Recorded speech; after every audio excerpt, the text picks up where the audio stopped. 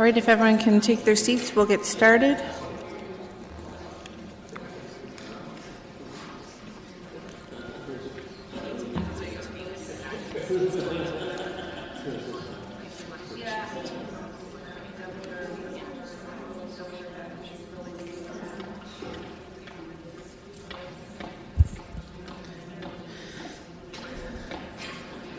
All right, we'll start this meeting of the Community Infrastructure Services Committee. We have 9 consent items. Can I get someone to move them? Councillor Ioannidis, any questions? All those in favor? That's carried. All right, we are going to move on to the Survivor Garden, and Niall will give us opening remarks.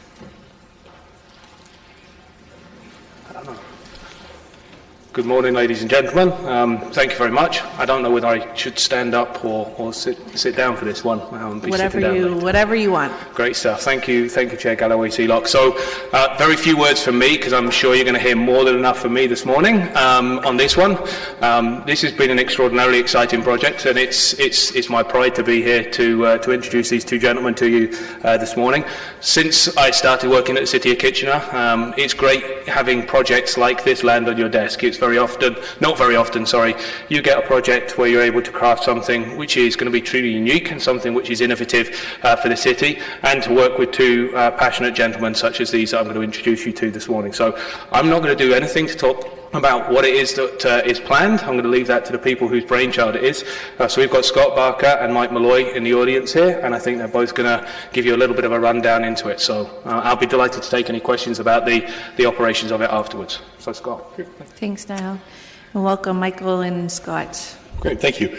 Yeah, I'll just give you a quick background in myself. I was born and raised Kitchener-Waterloo, lived my entire life here, played rep baseball, rep hockey, kind of, the city of Kitchener kind of kid. I am a 4-time cancer survivor. I've also gone through sexual abuse. I've gone through suicidal ideation. I've gone through trauma, and I've come to the realization of what it truly means to be a survivor. I was happened to be in Ottawa one day, and out of a very strange circumstance, I got stopped at a light that I wasn't very happy to be stopped at, and I looked up and I saw a cancer survivor park. And I rushed to my meeting, I came back, and I went into that park. And the energy that I got from that space in that time was the most uplifting thing that I've ever felt.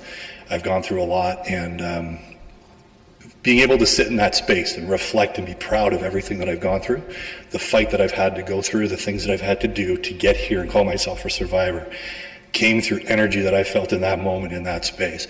I came back to Kitchener and I had this passion to do something. We needed to do something here because I've been given a lot of great things from this city through my battles, and I've met the most amazing people that have allowed me to kind of get to this space and help me grow to being a true survivor. And the true meaning to survivor means to me is something that anyone who's gone through anything, you've battled through it, you've persevered, you've gotten to the other side, and you have the ability to be proud of who you are today. And that's truly how I live my life, and that's where I've come to. I came back, I sat down with Mike I got introduced to Mike through a mutual friend, and we started to talk about survivorship. And me being a cancer survivor, it was, a lot of talk wrapped around that because of the park that we saw. And we kind of went down that path of the story really isn't truly about just cancer survivorship and niching it to something. It's truly being able to open it up to anyone who's gone through anything. And I can just sit back and be proud of the battle that they went through and the strength and what it took to get on the other side. And a place that we could build for them to come sit, reflect, and enjoy that space for that. I use Victoria Park as one of those right now, and it's an amazing space for me. So I'm going to let Mike talk a little bit more about the actual plan of the Survivor Garden, but that's kind of truly where the passion comes from. Thanks, Scott.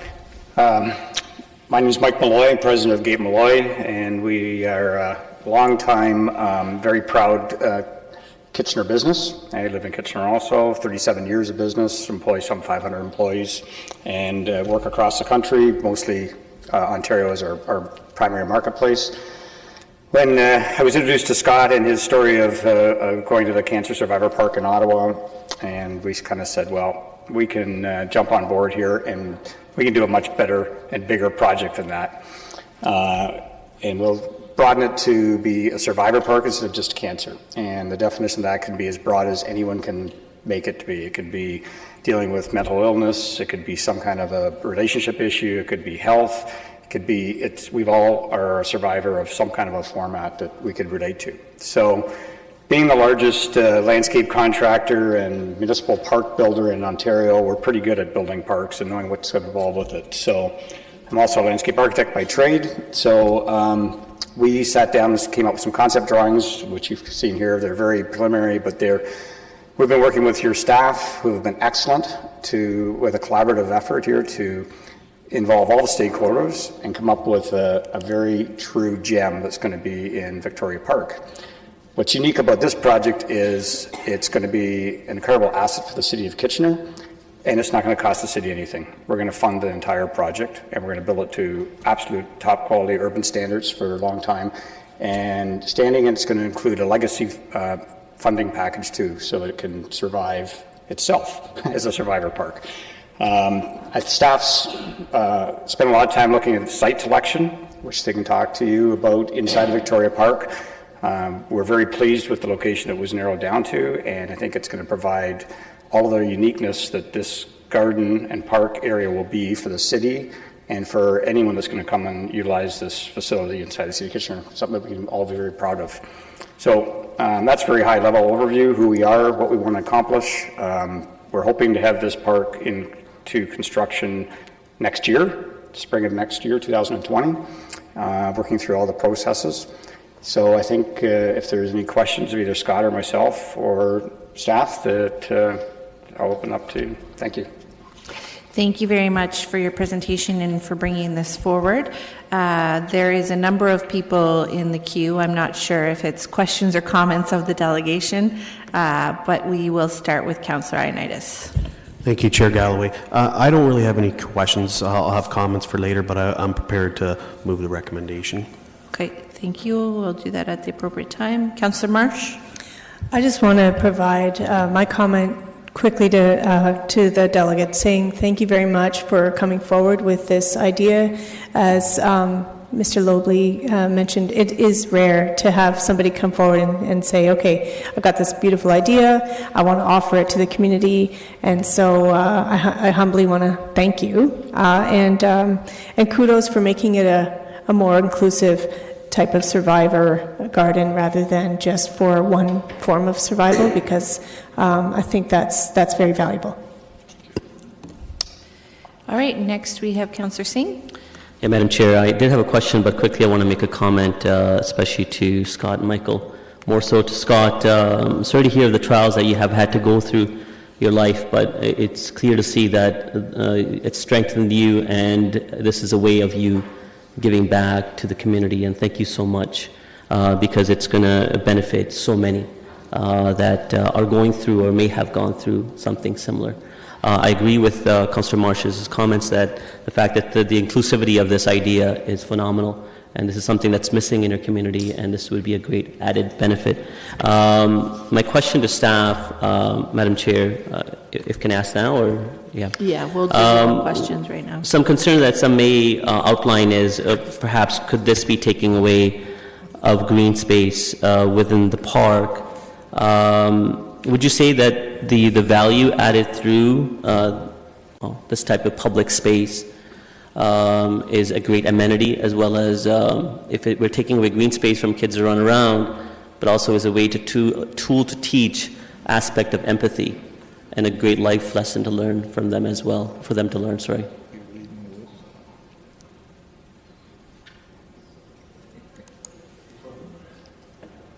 There we go.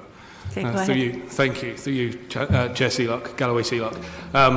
So, funnily enough, we actually had a tweet that Denise picked up on this exact one. The space that we've actually picked is a little bit of an unused space currently. Okay. So it is an area of open grass, which we just cut. There's nothing particularly that goes on in that space. It's not used for events on a regular basis. It's not a particular destination within Victoria Park. So this would be repurposing a space which has perhaps not got a purpose at the minute. It will be repurposing space which is open space, but we're hoping that through the very open and inclusive approach taken to designing this space, it's going to be a space that everybody feels an ability and a welcome to be able to use in whatever way, shape or form they feel needed. It's without question that there's so many tangible benefits that will come from this space. But as a cost, do we know what that would have costed us had we do it ourselves? So through you... I know it's a minimal cost, but what would have been the cost? So what is that benefit that we're getting? We're pegging an approximate value at the minute, and we've still got to go through detailed design, but the approximate value is between $500,000 and $600,000, I think, at the minute. Well, it allows us to really put a certain, I guess, hard to put a value to this, but still, that's the number, I guess. So thank you for that give to the community. Councillor Chapman? Yes, thank you so much for coming in and for the time and thought you've put into this project. I think all of us in one way or another have been touched through family members or close friends with struggles that they face with cancer or other illnesses. I think that having spoken with you before, Scott, I think the preferred option site 2 makes sense to me. I think it's the sort of the hill behind that area keeps it separate from the traffic on the road. You're not too close to the kids area, and you're not taking up the commons area, which are sort of the sites that I think have been mentioned. So I just want to say I totally support this, the garden, and thank you for the work that you've put into it. All right, Mayor Verbenovich. Thank you, and I too wanted to add my thanks from when I first heard about this to subsequently meeting with Scott and others. This is going to be an incredible amenity for the park, but more importantly, an incredible amenity for the people of our community and the broader region. And the fact that, as others have indicated and you have indicated, is it really talks about that broader sense of surviving. And when we think about how much more work is being done, particularly in the area of mental health, to remove stigma and reduce stigma, and thinking how a tranquil place like this can be helpful for people. Whether it is because of a medical illness or a mental health illness, I think this is going to be incredible overall. So thank you, and thank you for the collaboration between community and private sector to make it happen. Thank you. Up next is Councillor Guzzola. Yeah, I have a number of questions, and I think they're probably more towards staff, but this is going to be built on city land, so it becomes an asset of the city. Is that correct? And I was going to ask the price, and it's in the neighborhood of $500,000 to $600,000. Going down the road, are there going to be additional capital costs required? So through you, Madam Chair. So we have discussed that, and we're going to be coming up with an agreement about an endowment fund that will come down in addition to that money. The idea behind that is that it allows the city to be able to have a safety net in case there are significant unforeseen capital investments that are required between now and the end of its normal lifespan. So we will have agreements in place with Mike and Scott around the long-term future of the garden. We're certainly hoping that this lasts for a very long period of time, but it would be irresponsible of us to believe that if in 300 years there's not a subsequent gathering of people that perhaps feel that a different use for this space is needed. So we will be defining a normal lifespan of this of about 25 years. Okay, so in other words, we're not only going to be given a capital asset, we're also going to be given some kind of a reserve or trust fund accompanying that? That's correct. Do we know the size of that? That's still to be discussed. Okay. But setting that aside, there will be annual maintenance costs involved? There will, and you'll see that we have actually put an estimated figure between 10 and 15,000, recognising this is an additional service level. We'll be bringing that back through the operating budget in this summer. Yeah. Okay. The only other concern I have, I looked at the three sites to try to get a view of them, and I don't.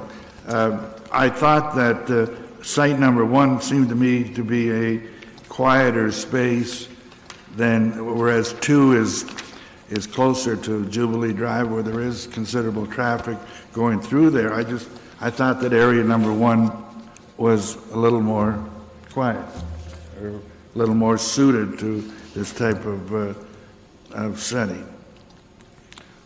So I can briefly address that. Area number 1 does certainly have some attractive qualities to it. It is a little bit more hidden away in terms of the park, and there are already some challenging uses in that toward that end of the park, and so there was some concern around that. But there is actually also other pressures for the space in that corner of the park as well that we're aware of. So it was one that was worthy of consideration, and these are the top 3. We did consider other sites beyond the top 3. But it didn't seem to hold as much strength as the opportunities in the site that we've selected. Okay. My final question is: Have we canvassed the public? Have the public had any opportunity as to pick between the 3 sites? So through you, Madam Chair, at this point we're about to start that community engagement and consultation process, just to try and recognising the fact that this is going to gain a lot of public interest. We wanted to manage the scope of what that consultation would be around. So the engagement we've done thus far has been fairly limited with people like the working group and internal stakeholders such as heritage planning. So that's about as far as we've gone so far. It is certainly something we'd be welcome to hear comments and thoughts from members of the public on, but our preference would be to stick with this site and have that engagement and focus on other elements to do with the garden. That's the point that concerns me. We talk about engaging the public, but we're going to the public with a decision almost before we make that. So I'll just make a quick comment. I mean, it's a tremendous opportunity. It's a tremendous gift to the city. It reminds me, history repeats itself. It was not too many years ago that another organization was looking to get space in our park to give honor to all our prime ministers, and it was the same sort of issue where that was going to be provided to the city free of cost, and when the push came to shove, that initiative was failed and has gone elsewhere. So this, I guess, gives us an opportunity to redeem ourselves. But I do really hope, we talk so much about public engagement. I would like to see the public, because this really, it's not a ward park, it's a park. It's an area for the entire community, even so for the entire region that enjoy it. So I would like to hear what the thoughts of the public are as to the best location. Thank you. Thank you. Councillor Michaud. I'd just like to thank both of you for coming out and sharing your story, and for the generous gift that you're about to give, that you're offering to give the city. I too am a cancer survivor and have been touched by many with the disease, but this just isn't about being a cancer survivor. It's, as Mayor Urbanovic stated, it's about mental health issues, it's about grief. It's just such an amazing, heartfelt gift, and I fully support this. Thank you so much. Councillor Ioannidis, you had comments? Yes. Yeah. So if you just want to hold on 1 second. I think that's all the questions that we have, so thank you very much for coming in and sharing your story. We're going to have comments, and then we'll let you know with the vote shortly. So Councillor Ioannidis. Go ahead.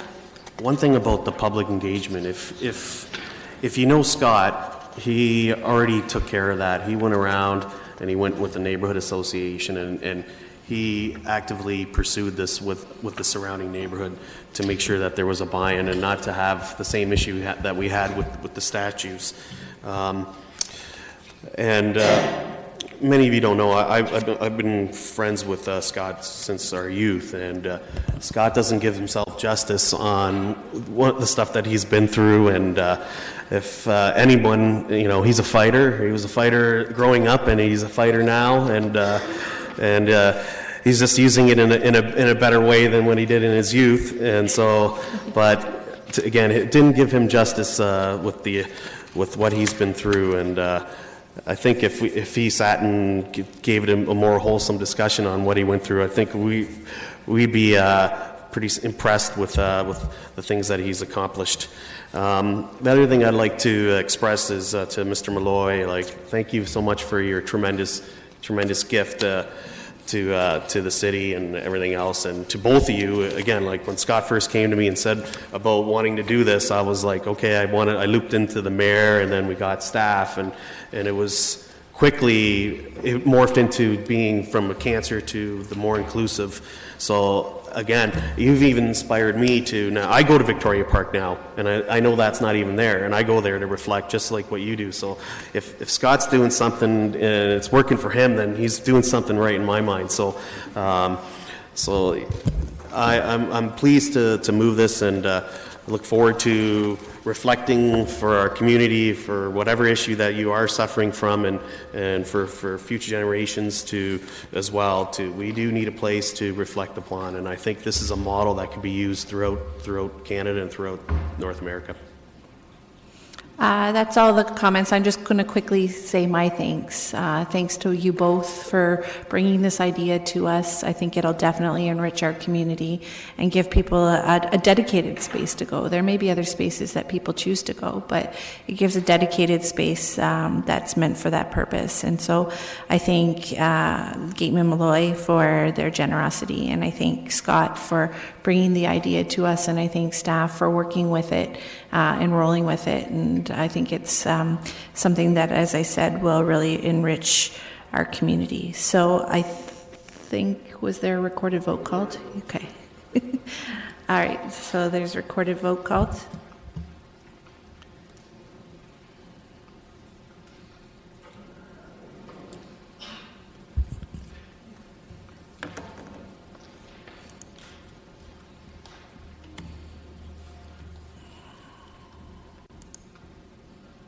And that's carried unanimously. Thank you very much.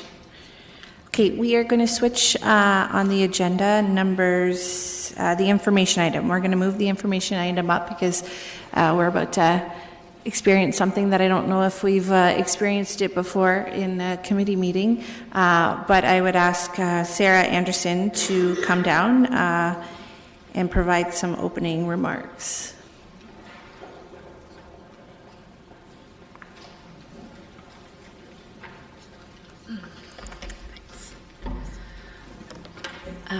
So good morning, Chair Galloway-Seelock, Mayor Bobanovich, and councillors. Madam Chair, this morning we're going to hear from Roy Chen, one of the members of the Wildflowers Action Group. Actually, Violet Badu was going to be here this morning as well, but she's woken up sick today. Wildflowers Action Group is a grassroots group from the Wildflowers neighborhood. And as neighborhood liaison, I've been supporting this group since they formed in 2018. They recently completed a neighborhood action plan supported by Love My Hood. So just to reorient you to what that is, a neighborhood action plan is a Love My Hood resource that supports neighborhoods who want to engage their neighbors in a visioning process.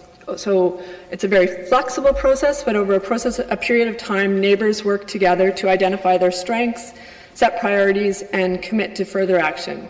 So what we're going to do this morning, first Roy Chen is going to tell you a little bit about their group and share some high-level information about the Neighborhood Action Plan. Then you'll hear a little bit about the 360 video virtual reality project that came out of their Wildflowers Neighborhood Action Plan. And then you'll get a few minutes to experience the 360 virtual reality project, where you'll get to meet a few of Roy's neighbors and see some of their neighborhood places. So before I pass you over to Roy, I wanted to just express my huge thanks to Roy and the whole Wildflowers Action Group. I really believe they've accomplished something tremendous with their neighborhood action plan. And all of their hard work has had a really wonderful impact on the Wildflowers neighborhood, and I've seen that. So from a few years ago, brand new streets that were just being built and moved into, they've created a neighborhood with a strong culture of connection, fun, and caring, and where we see over and over now neighbors turning to each other for support. So here's Roy to tell you about their neighborhood action plan. Thanks, Sarah. Thanks, Sarah. And good morning, Chair Galloway Seelock, Mr. Mayor, and council members. I woke up this morning and received a text message from my team members on the Wildflower Action Group saying that she's sick, she can't make it, and I almost want to text back to her and said, I hate you. Why do you want to put me in a solo spot? But today, as Sarah said, my name is Roy Chen, and I'm a board member of the Wildflowers Action Group, or WAG for short. And I'm here representing the entire group. Some of them, they were sick. One member was sick. Some of them, they're busy working. I'm also working full time. Take a few hours to present this. And I'm representing all of them. And Wildflowers is a new neighborhood in Huron and Fisher-Holman roads, and just below the Williamsburg Cemetery. And I'd like to do this on behalf of Violet Badu, Abby Khalid, and Kim Koroya, who are my members in this group. I'd like to thank you for allowing us the time to tell you a little bit about our wonderful community. As a group, we formed as a Wildflower Action Group in April 2018, but we began meeting since October 2017. And we were neighbors looking forward to be an active part of the community. Together, with the help of the City of Kitchener Love My Hood program, we have been able to help coordinate and host neighborhood events to learn more about our strengths and opportunities. Today, we would love to share some of the findings with you. As a community, we're more than just houses and streets. We're people, we're young, we're old, and working together to build a strong community. In 2018, we set out to learn more about our neighbors through events and socials, and we were able to engage people through our primary means of communication on our Facebook group, which has right now over 1,200 members, as well as word of mouth, yard signs, and flowers, you name it. So what kind of community we are really in Wildflowers? We are a global community, and we surveyed our neighbors through the neighborhood events that we hosted, and we asked them, where are you from? We literally had a map standing by the events, and the results showed that our neighbors are from all over the world. And we have citizens from every single continent except Australia. Who knows? That's at that time last year. Maybe we have somebody from Australia now, but we're still looking. And there are more than 30 languages spoken within Wildflower community, which makes a truly international global community in the city of Kitchener. And our surveys also reveal that our neighbors care deeply about connecting and being part of the community, not only through the Facebook page, but also on a face-to-face basis. And our neighbors are talented, and we have collected their 46 skills they are willing to share with their other neighbors. And we also tap into the census data with the help of your GIS team. We learned that our family structures very diverse. They include traditional single families, extended families, and modern families. For example, same-sex couples, just to name a few. And we're proud of the fact that 89% of our residents age 15 plus are educated, which include degrees or non-degrees, trade certificates, for example, and the average household income in our community is more than $100,000. Now, and as a board of the community, we are very proud of who we are. When speaking with our neighbors, Wildflower Action Group learned about our neighbors want the families, this is the place they want their families and children to grow. And they also want the families and children to learn and celebrate together. Some of us moved here in hope of finding the traditional community that Generation X was still able to be part of, including myself, and would like also see our children to experience what a community truly is. Our community has created that special feeling of closeness among the diversity and amenities of large communities. Through our findings, we were able to identify 3 goals for the community. And that 3 goals are connect, learn, and improve. Connect, WAG will continue to organize and host at least 2 neighborhood events each year, ensuring inclusivity and the continuing education. Learn, we want to establish and plan programming that can help us continue to grow as individuals and neighbors. And finally, improve. And we want to be sure to continue building our community, taking our learnings through events, and striving to make better improvements for the enjoyment of all neighbors within the community. And here I would really like to take this opportunity to thank everyone who has helped us to realize our vision for our community.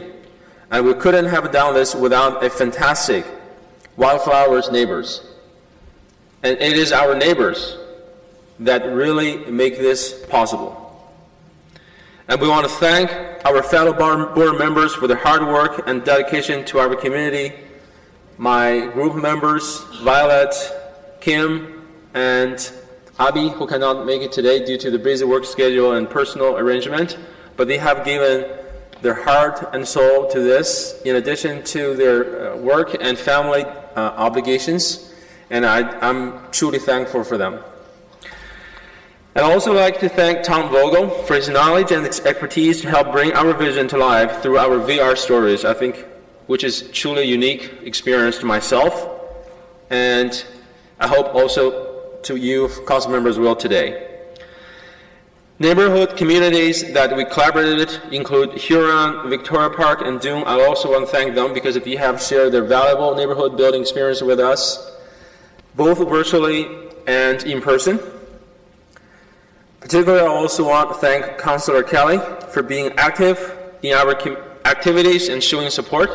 I know our community is in with your word, but you really made us feel that we have somebody to talk to and somebody to listen to us when it comes to concerns within community. So we're thankful for your support. And thank you to also City of Kitchener for supporting residents-led initiatives by having this Love My Hood initiative, which I think is truly unique and fantastic. But most of all, I'd like to thank you, Sarah Anderson.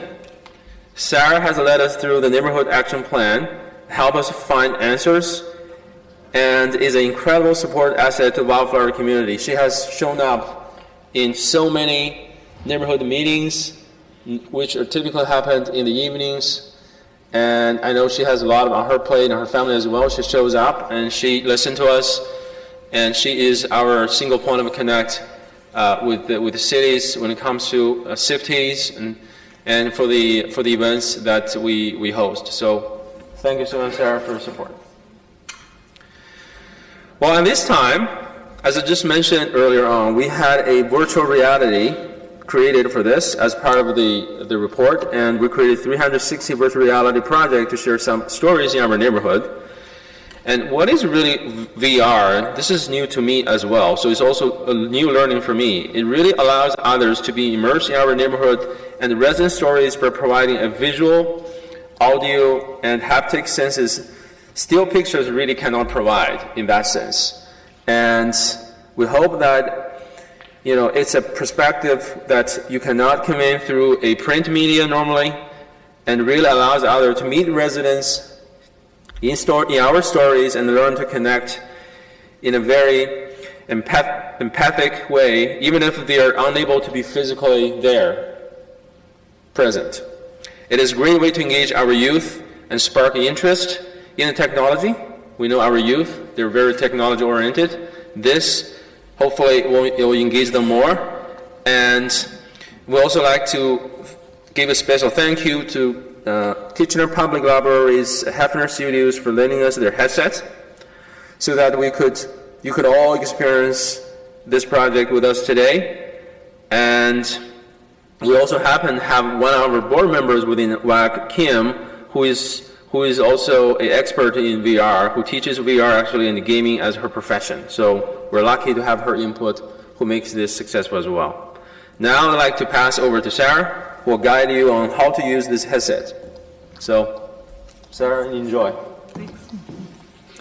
So, yeah, this was a pretty fun project. I was lucky to get to help with this one a little bit. And so we're going to bring out the headsets in a second, but I just want to orient you to what it'll be like. It's sort of this. I think VR can be all sorts of different things. For this one, it's sort of like you're watching a video, and the first part will really feel like you're watching a video. It's a drone shot of the neighborhood, but then there's a goggles icon you'll click on, and then it's going to send you into 360 video immersive mode, and you'll be happy that you're on your swivel chairs because you can look around, you can hear voices talking and sort of swivel around, turn your head to see who it is that's talking. But it'll be like watching a video in that you'll just watch it play. You won't be able to talk or touch or anything like that, but you'll more be just looking and listening. As you watch, just look for some favorite places in Wildflowers. There's the park scene when you first go in, and then there's a scene at Roy's house. There's a scene at the Tim Hortons, which is a really important place in the neighborhood, and there's a scene in the new Janet Metcalf School Library. So check for those favorite places.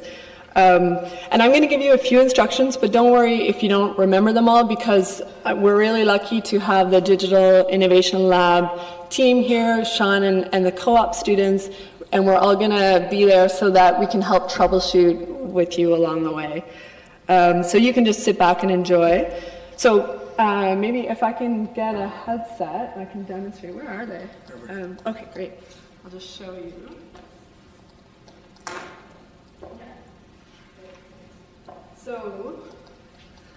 So this is a headset. You're just going to put it on.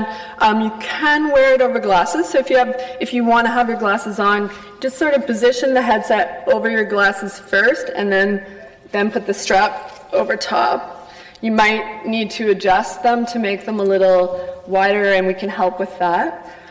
So that's the headset. If it doesn't feel focused, usually you just need to give it a little jiggle or a little kind of tiny adjustment, and then you will see that it'll focus in. So just play around with that. This is your controller. That you'll only need it for the first part of the VR film thing experience. So it's sort of like a mouse. You'll hold it with this trigger button facing out, and that's what you'll use to kind of click like you're using a mouse. When you move it around, you'll see a little dot, and that'll be what you'll use to click. When you first go into the project, you'll see a white screen with a yellow arrow. You just have to use your controller, click on that to press play.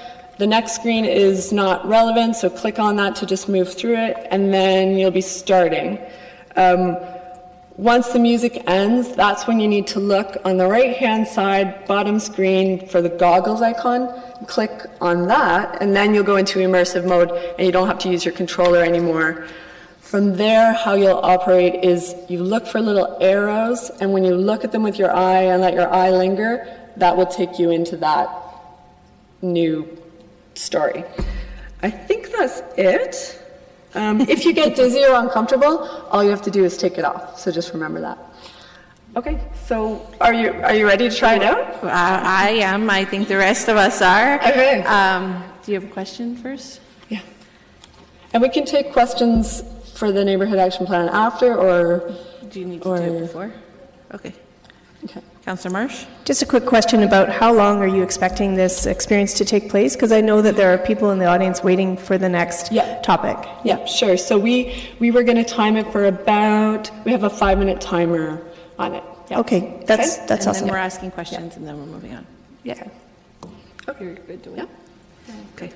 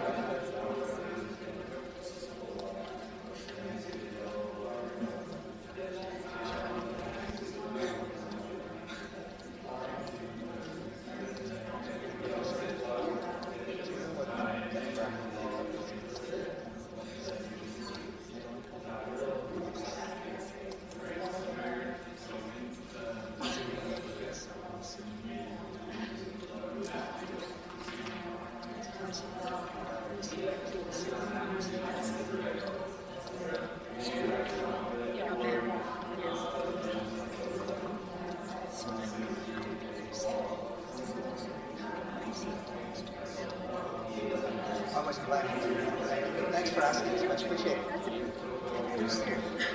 Should we just go on your site and there's a link?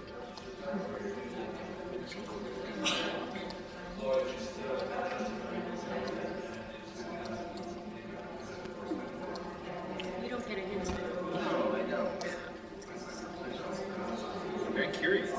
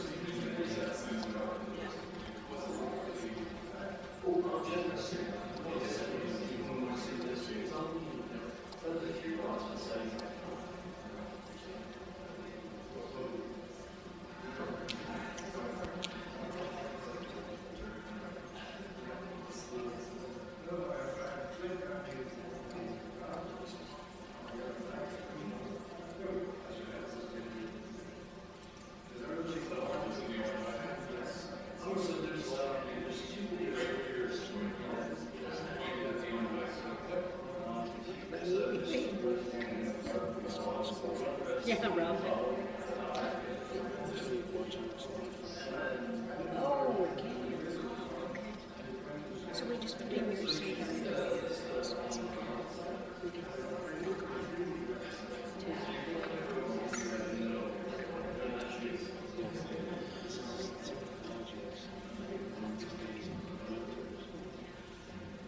Oh, right, yeah. Oh, I see. So, yeah, because I know it's resistant to so, okay. Oh, okay. So, is there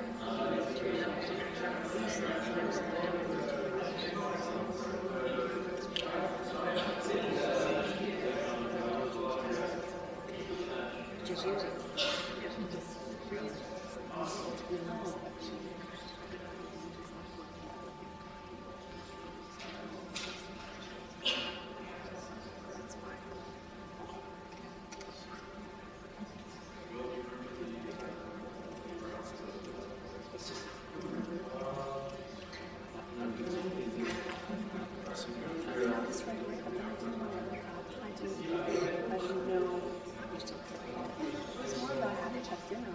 I had sent it to them, but then I thought, what if they don't have it, and I don't want to make like. No, they really hated you because they were, yeah, so, which was fine, and you carried it, so, yeah, it was great, it was great. I could tell you were a pro. You just picked it up. Yeah. I left my purse up there, I'd like to take a photo, but, do you have your camera, you want to take a photo? I'm going to show that. Yeah, it's good.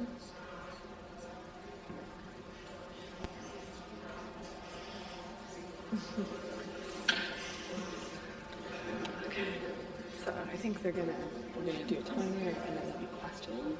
Time for questions. There might be some questions for you.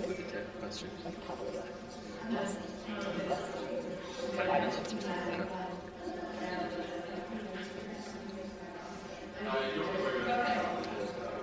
Okay. And then what I'm going to do is just click through these questions, these photos as we have the questions, so they can see them. All right, we're going to wrap on up. Hopefully everyone got a chance to experience it. It was great. It was good. And Josh, I have questions too for the neighborhood action plan as well. Thanks.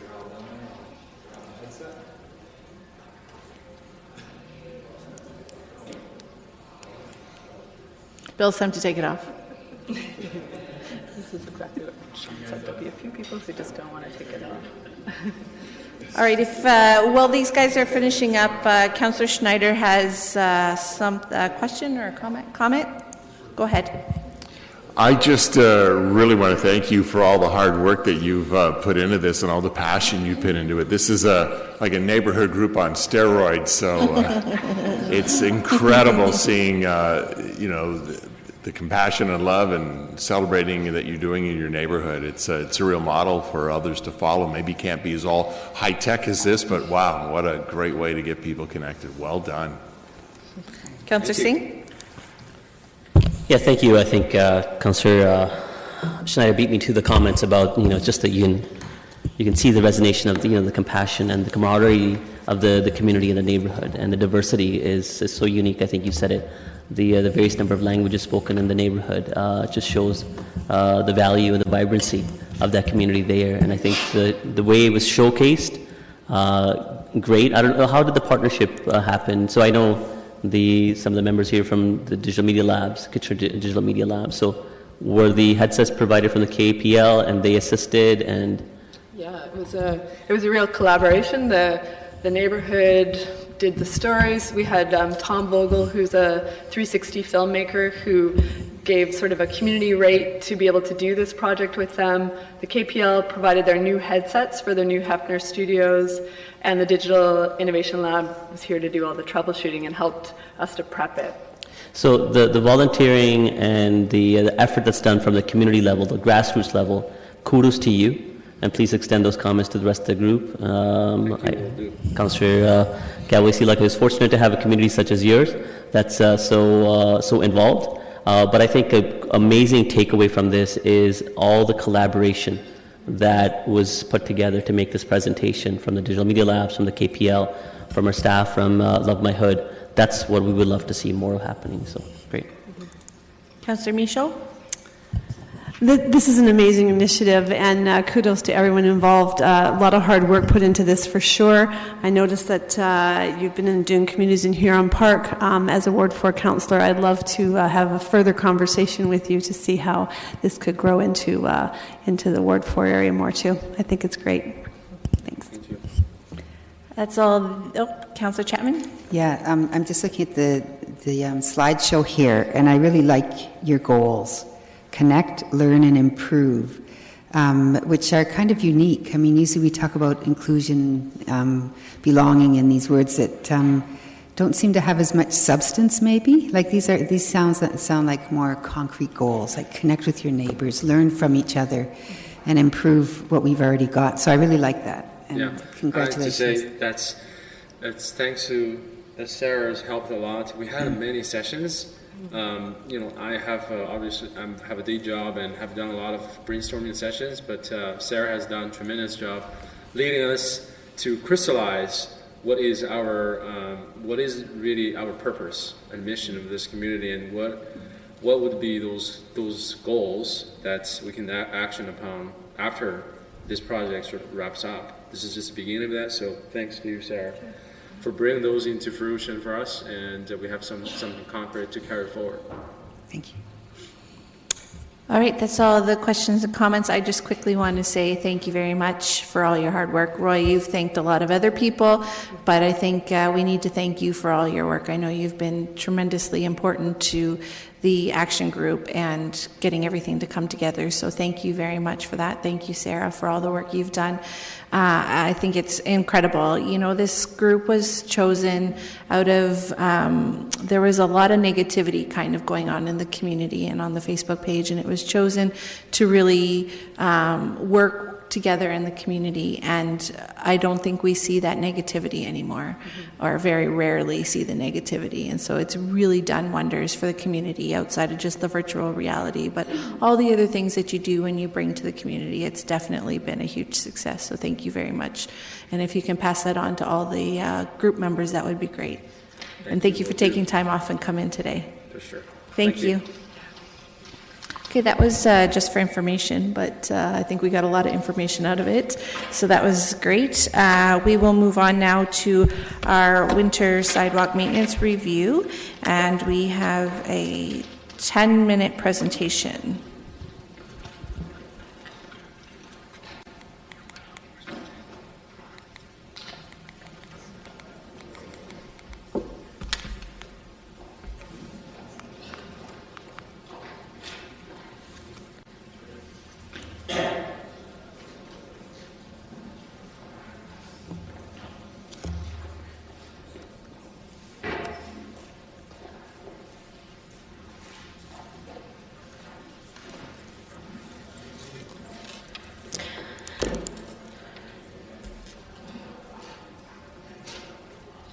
Welcome, Farnak.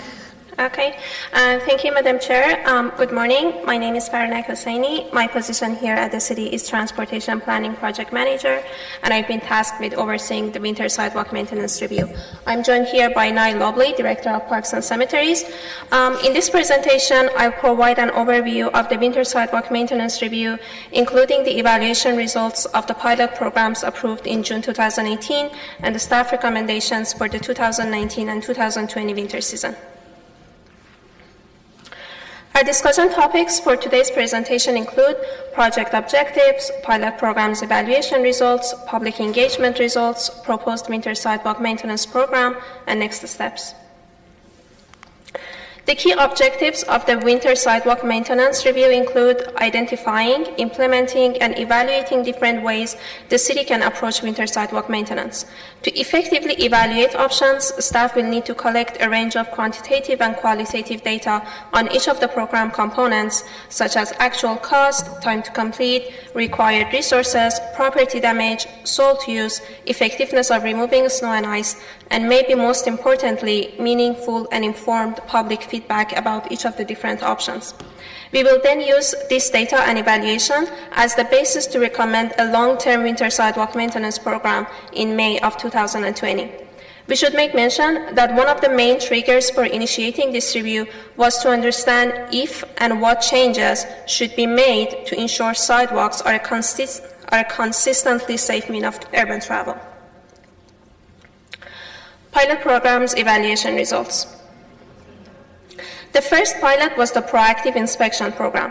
In order to address the effectiveness of the program, we created a model that would predict the number of notices and addresses sent for clearing.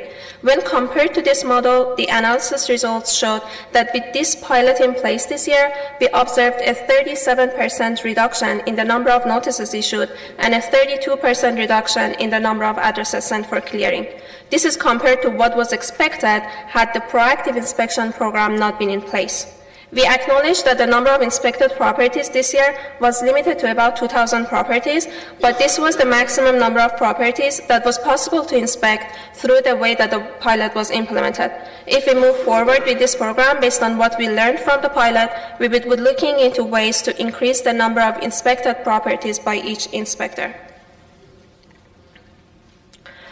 The second pilot program was the Assisted Services for Sidewalk and Window Clearing pilot.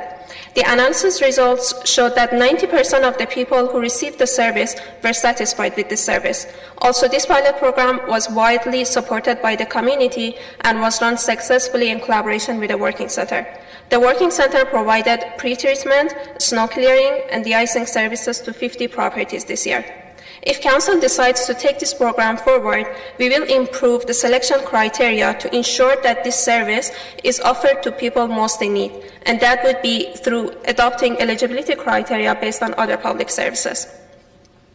Although this program was effective and welcomed by the community, if it is intended to extend or expand the program, it is important to explore alternative options for delivery to make this program as cost-effective as possible. Through interviews with the people who have received the service, it was identified that simpler and more clear application process and contact information should be provided should this program be extended or expanded for the future winter seasons. The last pilot was the Shared Snowblower program. 10 grants were made available this year, but the staff were unable to encourage full uptake of the program. We received only 8 applications this winter season. The analysis results showed that there were community benefits in most instances, and the shared snowblowers were being used to clear sidewalks. Through engaged Kitchener surveys and targeted surveys to the people who had received the grants, some concerns were identified around long-term ownership and maintenance issues. It was also observed that in areas where the shared snowblowers were used, the bare pavement requirement was not always achieved, especially in icy weather conditions. We released 3 surveys online on the Engage Kitchener platform, and the 5 most common comments received were as follows. We heard around 2/3 of respondents requested that the city should increase its role in clearing sidewalks. But it's important to mention that the survey did not provide any information on associated cost and the expected level of service. 31% of the respondents believed that resources should be spent on worst offenders and cases where no effort has been put in place to clear their sidewalks. 17% of the respondents were asking for better communication on the pilot programs, especially regarding this assisted services program. 17% of the respondents were asking for easier ways to report on uncleared sidewalks through a simple app, for example. And finally, 12% of the respondents wanted to see more focus put on areas with higher pedestrian traffic, such as school zones and bus routes. Proposed winter sidewalk maintenance program. As a result of pilot evaluation results, stakeholder interviews, and public engagement, 7 recommendations have been identified. The 7 recommendations, which are detailed in the staff report in terms of cost, objectives, delivery, and costing, are as follows. Number 1, review the required level of service suggested in the bylaw. This would be a review towards a change from bare pavement to a safe, passable, and consistent level of service throughout the entire city. In this review, the public and related advisory groups will be engaged, and the evaluation results will be reported back to Council in fall 2019. Number 2, undertake an initial clearing for 8 centimeter snow events pilot. This will include clearing services for 8 centimeter snow events in an evaluation area containing approximately 40 kilometers of sidewalks or approximately 1,500 homes. This work will be contracted out, and we should note that this trigger would coincide with our current snow event declaration. Number 3, develop priority route options. This will include developing priority sidewalks routes through a data-driven approach and estimating the cost associated with maintaining the priority routes using information from sidewalks currently maintained by the city. Number 4, extend the proactive inspection pilot. This will be an extension of the existing program, taking into account the lessons learned and feedback from year 1.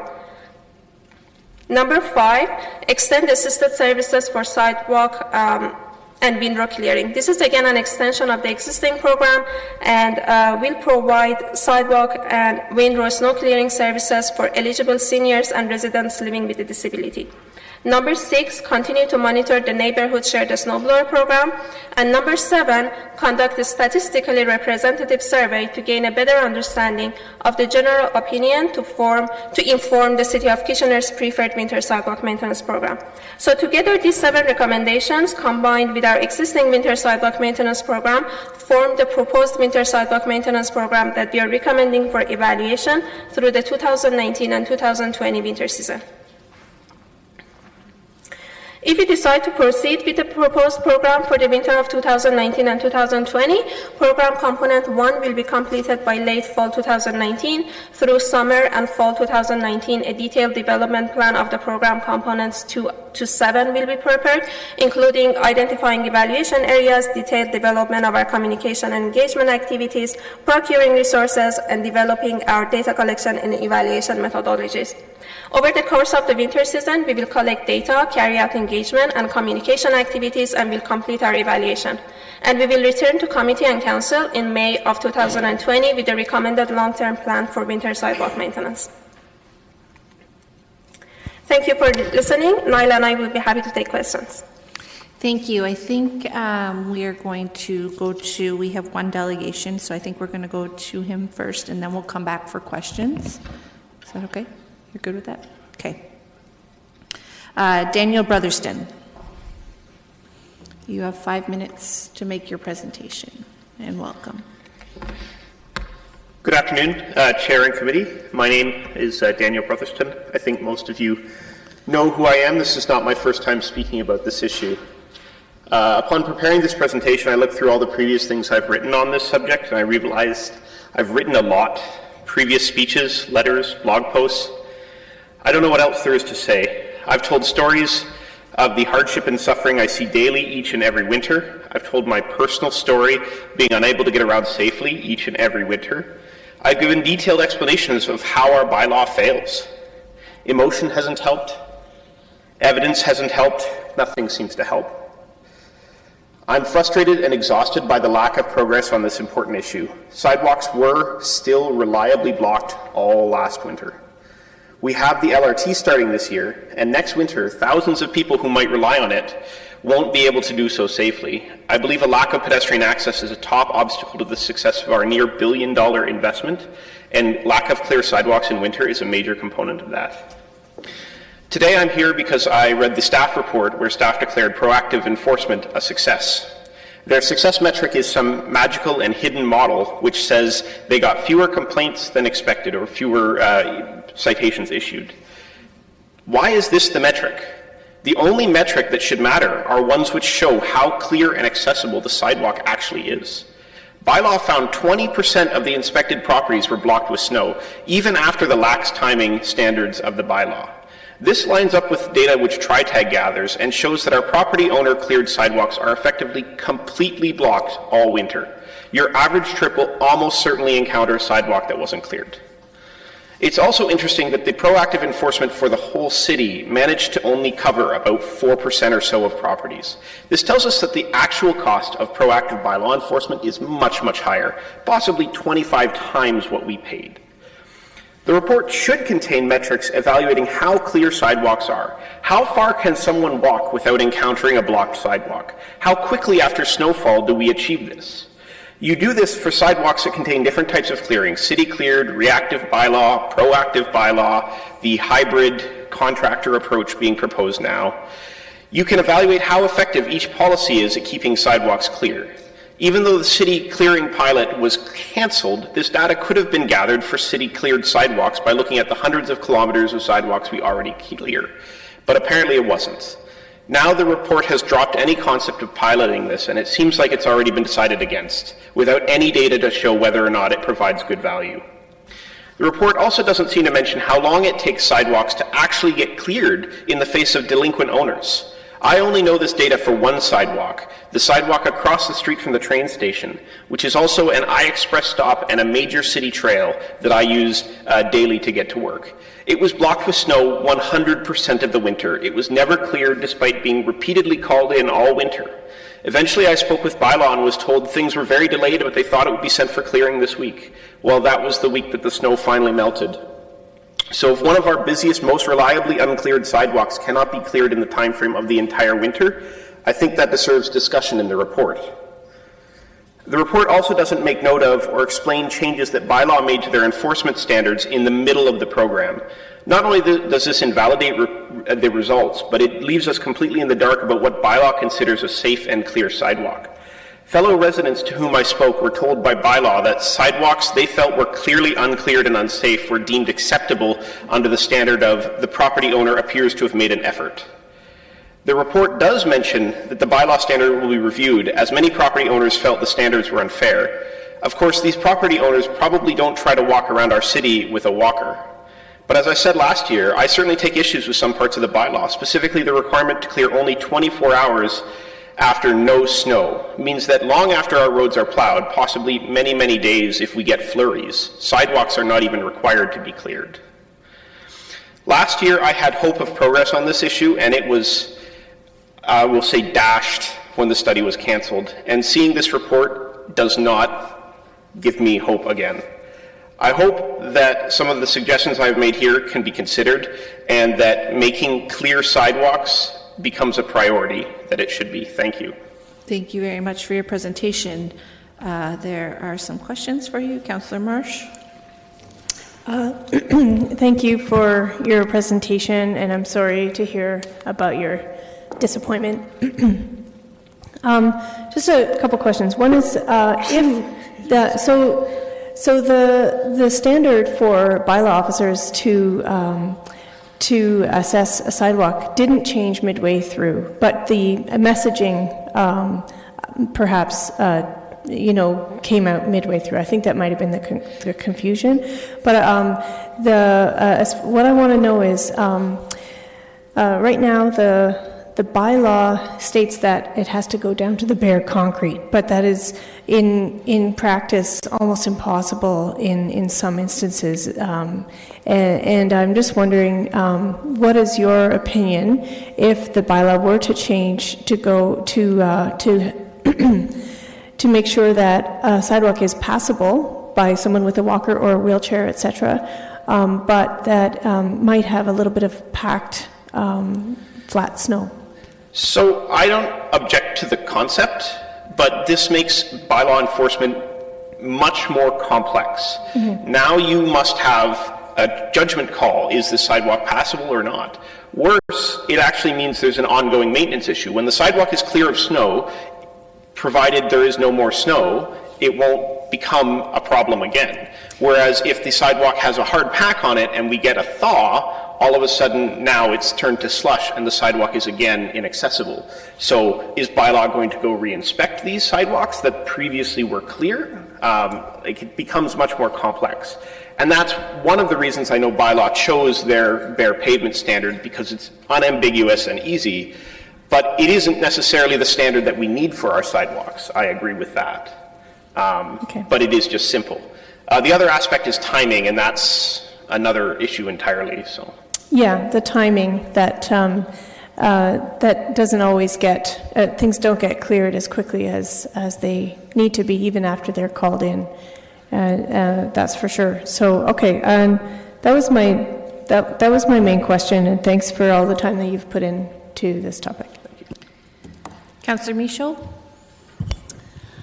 Thank you. I appreciate your frustration with this, and you're not alone. I do have one question, though. With the question of the expectation of snow removal, what is your thought on what's time frame is acceptable to you? So the time frame, I guess there's two aspects to the time frame. The time frame that we should have the sidewalks cleared, and that depends entirely upon the sidewalk. So with city plowing of roads, we prioritize major routes, bus routes, school routes, this type of thing, and the same should occur for sidewalks. We don't currently have any prioritization at all, and I don't think you can achieve that with a bylaw enforcement model, because then all of a sudden some people have to clear sooner. The biggest issue with the current bylaw is that it doesn't require any clearing until 24 hours of no snow. So that means that if you get 10 inches of snow on Monday and then flurries Tuesday, Wednesday, Thursday, Friday. There's no requirement to clear any snow. Okay, thank you. And so understanding that if there is a snowstorm, and a big snowstorm, and it would require 24 hours to get, like, if I'm just saying the entire city let's just say hypothetically the entire city gets snow removal on the sidewalk, do you feel this is doable to actually get that? Are you looking at just certain high traffic areas along the LRT route to get people to where they need to be? Like, where do you see the line, if there is one, in your opinion? So, my opinion would be that priority routes should be cleared along with the roads. So if we expect that the roads are clear in 24 hours, the sidewalks should also be clear. For lower priority routes, I mean, that's going to be a judgment call for people who, probably experience those routes more than I do. I don't happen to, because I live on a major road and I work on a major road. But certainly I would expect there to be a lower standard. Whether it's 48 hours or what, I don't know. Okay, thank you. Councillor Schneider. Thank you, Chair Galloway Seelock. Thanks for coming in as we grapple with trying to get an understanding of what our citizens want on this. One of the biggest issues this winter was citizens had removed the snow from their sidewalk, but then we had a thaw and ice formed on the sidewalk. And that's what a lot of the notifications were issued for, was ice. So how do we, if the city clears the snow, but then there's a thaw and ice forms, how do we deal with that?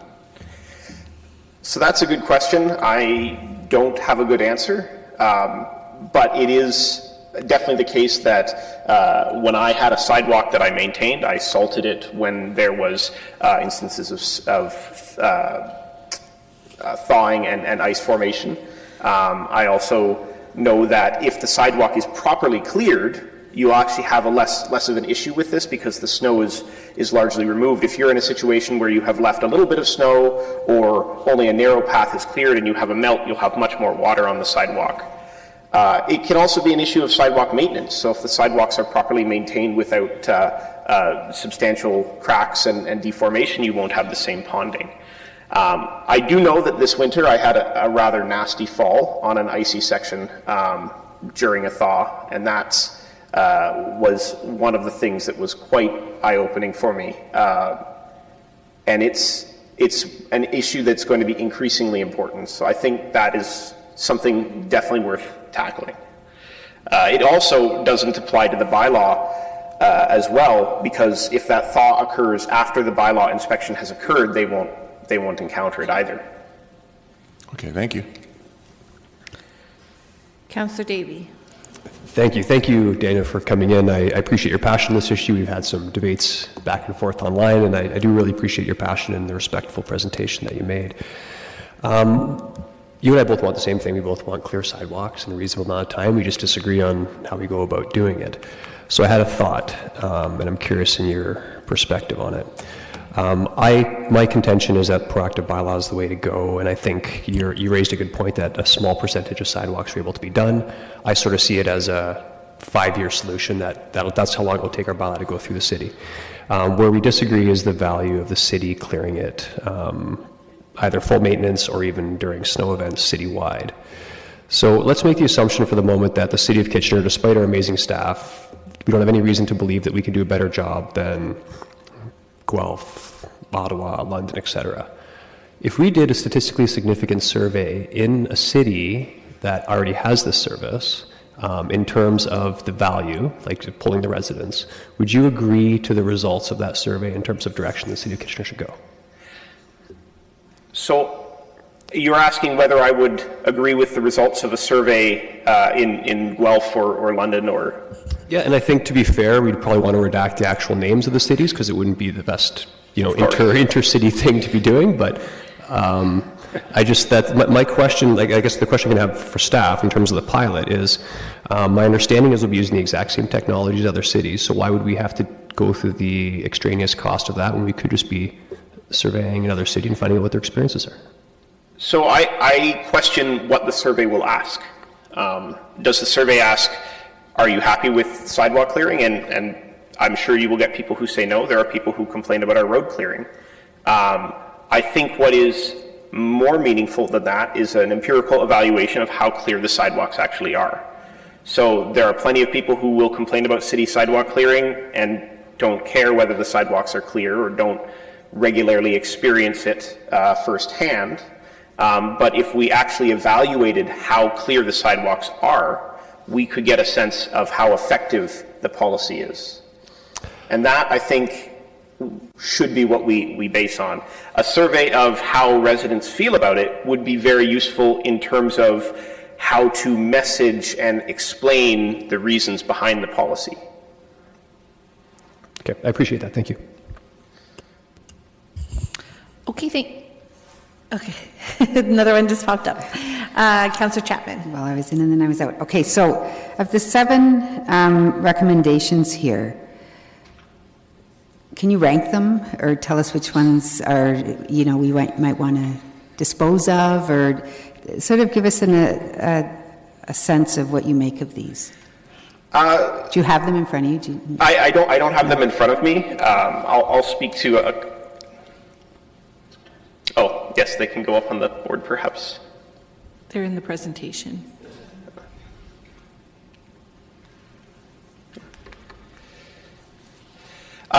So, I mean, I don't want to speak to all of them specifically. I think I already talked about what I thought a statistical survey would achieve, which is it will tell you how people feel about it, but not necessarily how clear things actually are. I don't believe the snowblower pilot is a good use of time and money. Like that, it's more pushing the community aspect, which I understand, but I don't think they weren't able to hand out all of the snowblowers. So there's not a strong demand there. Assisted services for window clearing is important in our current model, where there are people who can't clear their sidewalks, and that's like I don't want them to be adversely affected by any policy we implement. But I see it as a Band-Aid on the current system. The proactive inspection pilot, I don't think we're inspecting a large portion of our sidewalks, and I think that time could better be spent empirically evaluating how effective different solutions are. The proactive enforcement, like I said, they're basing some data on some modeling, which I don't know what model they're using, and it seems to be focused around decreasing complaints and decreasing citations, which doesn't reflect clear sidewalks, in my opinion. Like I said, I fully support coming up with priority routes for pedestrians, and I think that's a good thing to do, but I don't think it differs substantially, or rather it shouldn't differ substantially from the policy we already have for plowing roads, which is bus routes, school routes, major roads are all very important. So I think that should be easy. A pilot for 8 centimeters of snow is a reasonable compromise to investigate as well and compare with other options, but I just don't see other options. Okay, thank you. Okay, that's all the questions we have for you. Thank you very Thank you. much. Okay, we're going to move to questions of staff, and then we'll have comments. You double-clicked there, Councillor Singh.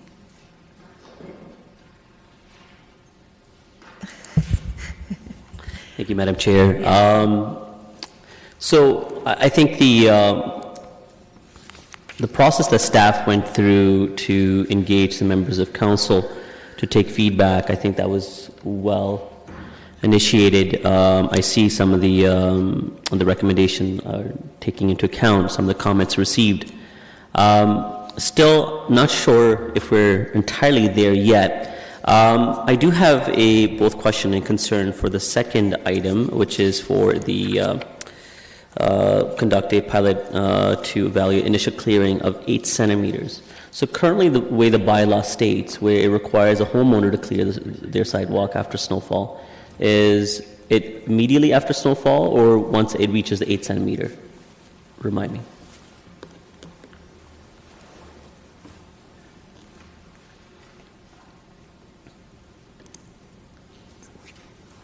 Through you, Mr. Chair. I think it is on.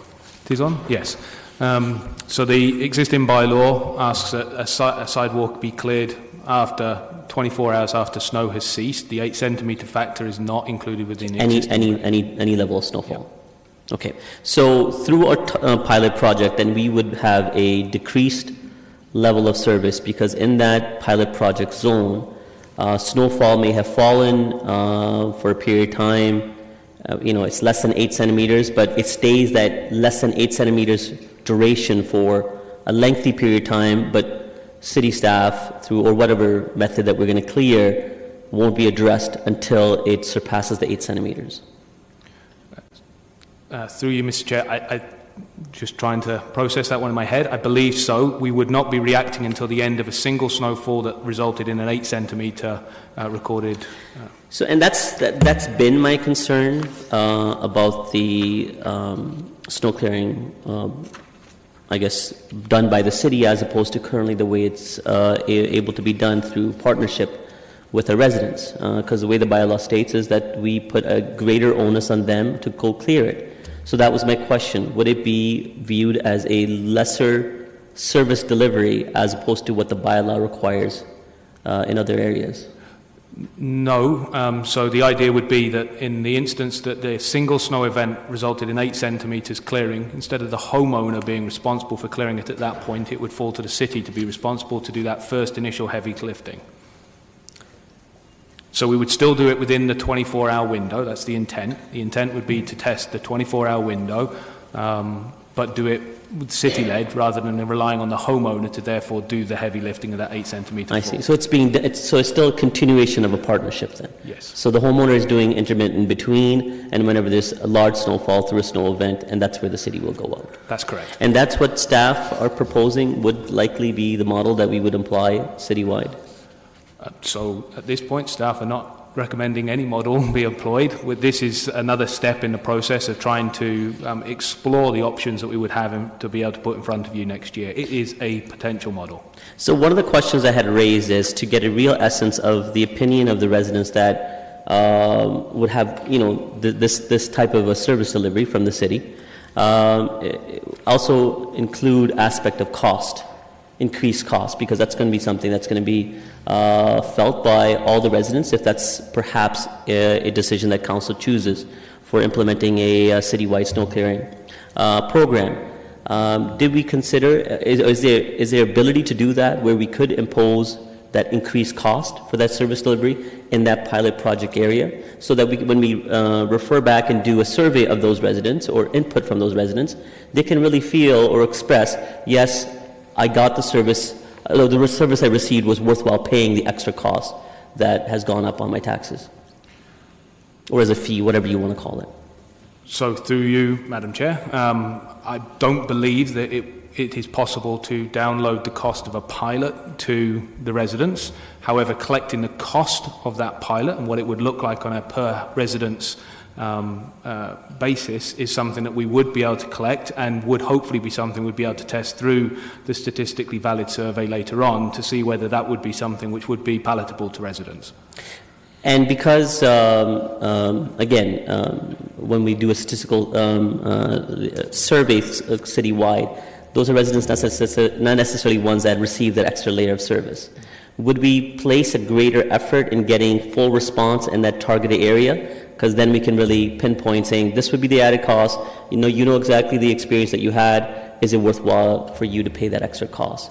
Would we place some greater effort in getting engagement from that target area beyond the statistical survey that would be citywide? Yes, we would. In the same way as we have with 2 of the pilots this year, we reached out to all the participants in that program. It would be our intention to reach out to those residents through alternative platforms to the statistically valid survey to get sense of what their experience was through this pilot.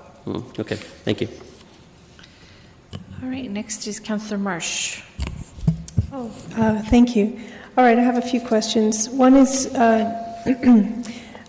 regarding the program component number 5, extend the assisted services for sidewalk and windrow clearing pilot.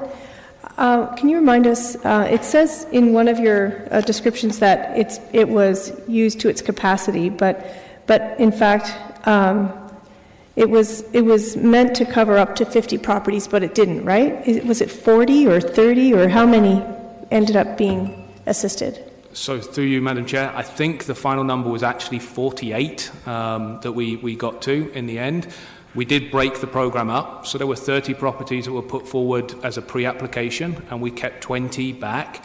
The idea with those 20 was to respond to any mid-season events that happened. We did keep those back right the way through, and we found, as I say, most of those got used up. The two that we didn't end up using up were just ones that we were holding on to in case we came across somebody through the proactive system or through a reactive system that needed that additional support. So for all intents and purposes, we used the 50 that we had allocated this year. That's better news than I thought it was. I thought it was, I remember back in late March that it was it was not close to 48 at that time. But so for most of the winter, it wasn't up to 48, right? It was between 30 and 40 or something like that.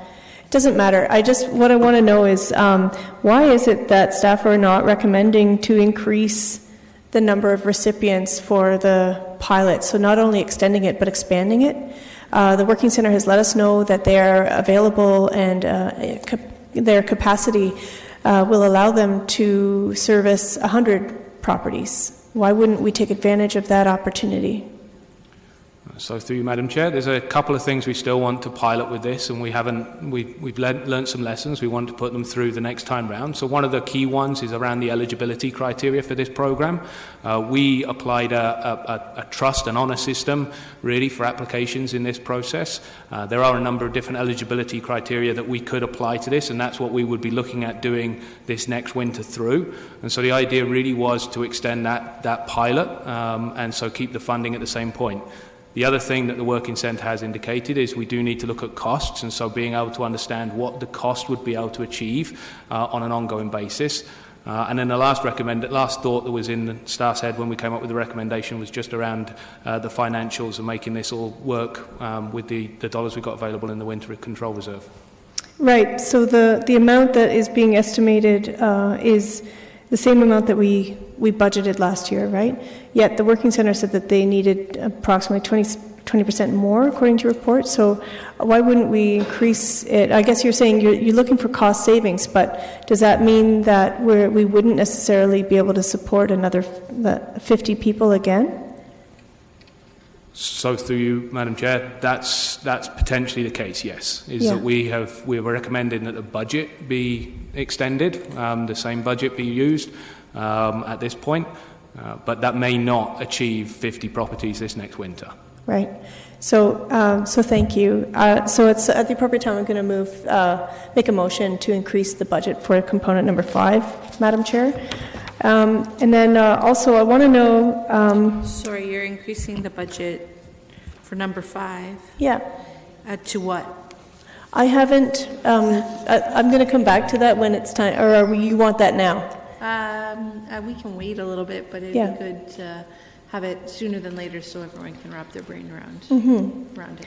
I'd like us to be able to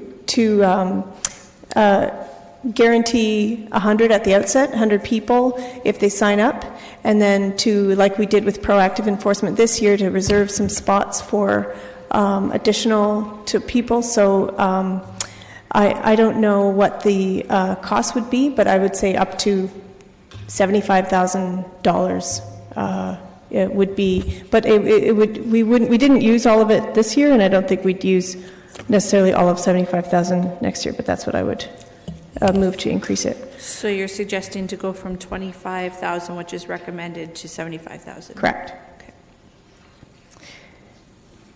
And then also, I want to know, when we look at that component, when staff are looking at piloting a different way of assessing income level, has staff already determined what that is, or is that something that you'll be coming back to us with in the fall about?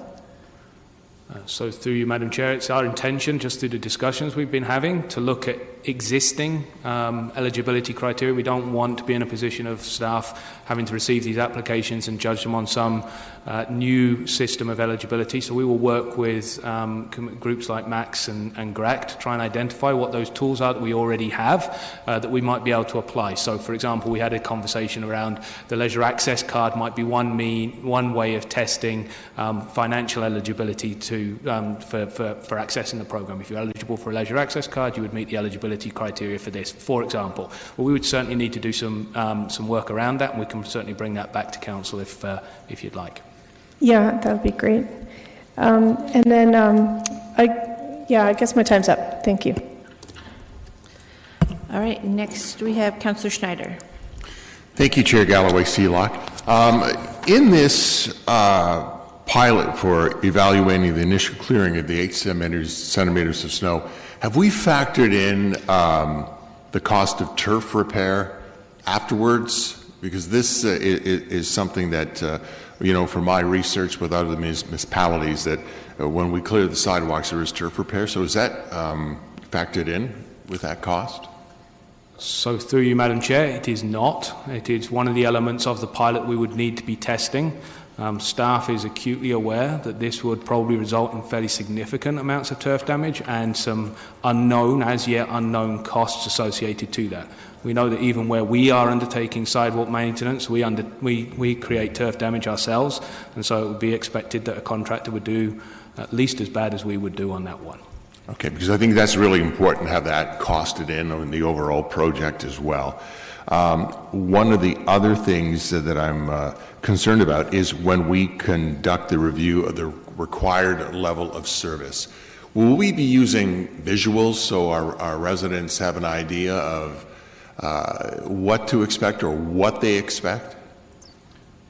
So through you again, Madam Chair, yes, we will. We can certainly use photographs that have been collected through the course of this winter, and we welcome any photographs that other members of the public or members of council might have they wish to share with us around their sidewalk experience. Photographs feel like a really easy answer, but I think several members of council and myself have been in conversations around different interpretations of the same photograph and whether or not one photograph is actually passable or not. They are certainly part of helping paint that story, and yes, we would certainly be using them as part of the engagement around the level of service. Okay, and it's not in here, and I'm not suggesting it is, but I think at some point, when we're considering spending huge sums of money, and the basis of all this is mobility issues.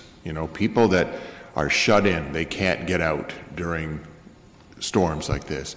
I would like to see us consider increasing subsidies with Mobility Plus and considering subsidizing taxis and Ubers, so some who can't get out could get out. If we're going to spend money to increase mobility for those who are challenged with it, I think that might be another way of increasing their mobility and allowing them to get out and go shopping and allowing them to get out and do visiting and things like that. So just something to keep in mind. Thank you. All right, next is Councillor Gazzola.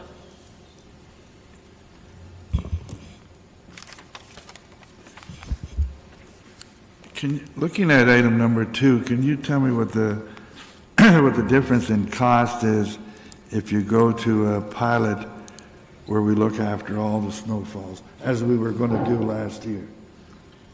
What would be the cost for number 2 if you went in that direction? So through you, Madam Chair, no, I can't, would be the short answer. I have no idea what it would cost to move pilot number 2, if I'm understanding correctly, to move to a contracted out service to clear the 1,300 or so kilometres of sidewalk we have. No. It's you're doing a pilot of 40 properties. Yes. Yeah, with under item number 2, and you're only doing it for 8 centimeters of snow. What would be the cost if you did it for all snowfalls, like you were going to do last year? So through you, Madam Chair, we put the cost last year at around about $170,000 to do the same for a 40-kilometre section. Staff, I just want to clarify that option number 3 is going to generate that same metric. So option number 3, we would be coming back with, using our own existing costs currently, against the priority routes model to provide what that cost would be. So we're trying to get the same result, just with a different means of testing it. All right, you've sort of jumped into my next question, because last year we came forward with a pilot where we would contract it out, and at the same time a similar pilot where we would do it with in-house staff. And I wondered why that isn't on the table this year. Okay, and I'm not sure that I agree with you that we'll get as good a measure from what we're doing, because we do 216 kilometers, but they're all over the city. There's a lot of movement, so it's difficult to get a similar comparison. But okay, we do 216 kilometers. Now, what is the? Do we have any idea of what the turf repairs are on those 216 kilometers? We should be able to know from our current experience. So through you, Madam Chair, we have started tracking that cost. It's not a number I have at my disposal to give you just now, I'm afraid, but we are starting to track that cost, and it would be something that we would be able to apply against some of these pilots on a go-forward basis. Okay, on the program, the assisted program, working it out with 50 properties that we were looked after, the cost came out to $534 a property. How does that compare now? If I looked at a normal season, there are 4 8-centimeter snowfalls and 12 just regular snowfalls. So taking that into account, 16 visits, is that what they would have done this year on those 50 properties? So through you, Madam Chair, approximately yes, but the work we did with the working centre also included pre-treatment, so they went out before weather occurred and with good pre-treatment, so pre-application of salt and so on and so forth. So it was a fairly robust standard, but I would say between 16 and 30 visits per property over the course of the year is probably fairly accurate. And so the cost that they incurred, is that did the working center make a little gain on this, or was that the full cost? So as I understand it, they did almost the opposite. I suspect that they struggled to keep this within cost, and one of the big drivers of that was the need to move across the city. So it was, once again, it was the transport in manpower and equipment. Okay, as we move into this year, can we look to getting the full cost from them as to what's involved? So through you, Madam Chair, that's what the working centre and us have started talking about, and that's where the idea of the requirement to look at the dollar sum and the 20% factor comes in. Yeah, can you give me an idea of how many properties we're looking at in the city? I'd like to get a better feel for the... Through you, Madam Chair, I'm afraid I don't know. Can we get some idea of that before this comes back to Council for ratification in, 2 weeks, I think it is? I think we can. I suspect our GIS people would be able to give me some sort of a property count within the city. It depends how granular we need to go in that one. No, just some rough idea, because we keep talking about 50 properties on the one program and another 10, 20 properties on another. Just to get an idea of how many properties we're really talking about in the city. Okay. Thank you. Councillor Johnston. Yes, thank you, through the chair, Councillor Galloway-Seelock. I'm wondering, I have a couple of questions for you, and I'm wondering if we have truly factored in recommendations from our bylaw officers, who I see are here today. I feel that what we measured in terms of coming up with this report, what we measured last year gave us some statistics, but truly what we looked at in terms of a pilot project last year, I don't think gave us the data that really helps us make a solid decision on whether or not we should do sidewalk clearing and how we should approach that. And I'll reference our previous delegate who had talked about, is is the sidewalk passable for people to be able to get around using mobility, if they needed to use mobility aids, etc., or frankly, just walking down the sidewalk. I'm a pedestrian who walks their dog all the time, and I can tell you what is possible in my neighborhood and what isn't. I feel that how we were measuring the data was very specific to the pilot project in terms of what was drawn out of it last year in terms of measurements. So if we go with the data on whether or not it's passable, do we truly have that data to go on? And it's not fair to ask the bylaw officers maybe to come down and comment on that, though I'd really like to. But maybe you can comment on that, please. So I can, and I'd be delighted if Gloria did want to weigh in at any particular point. But I think the metrics that we use were the metrics we set out to use. So we have got the results from the things that we set out to measure. And we have used public complaints, notices given, and fundamentally clearings that have been sent as a metric reflective of the overall condition of sidewalks.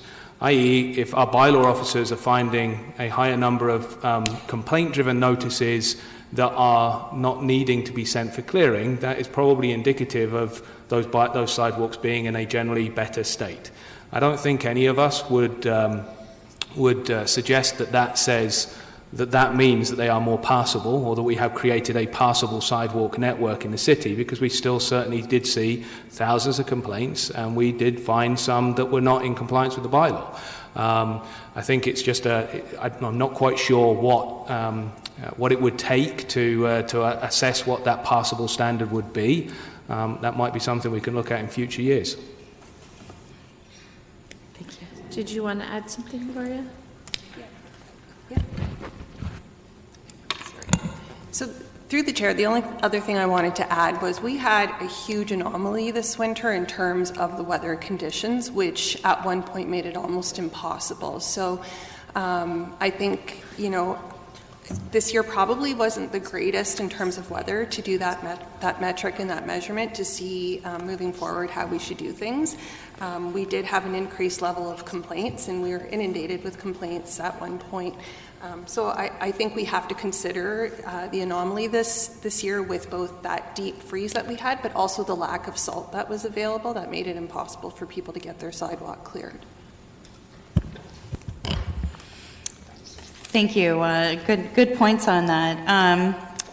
I'm still wondering though about the criteria and about how we go about processing that data so that we can make good decisions on that as well. But that's not my second question.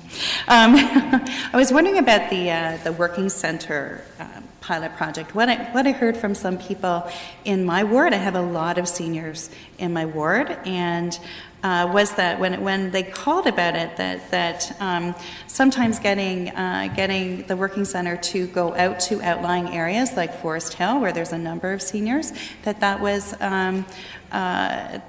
difficult to get people to go out there. So I'm wondering if you can comment on that part of the pilot project in terms of being able to service the entire city and not just the downtown areas.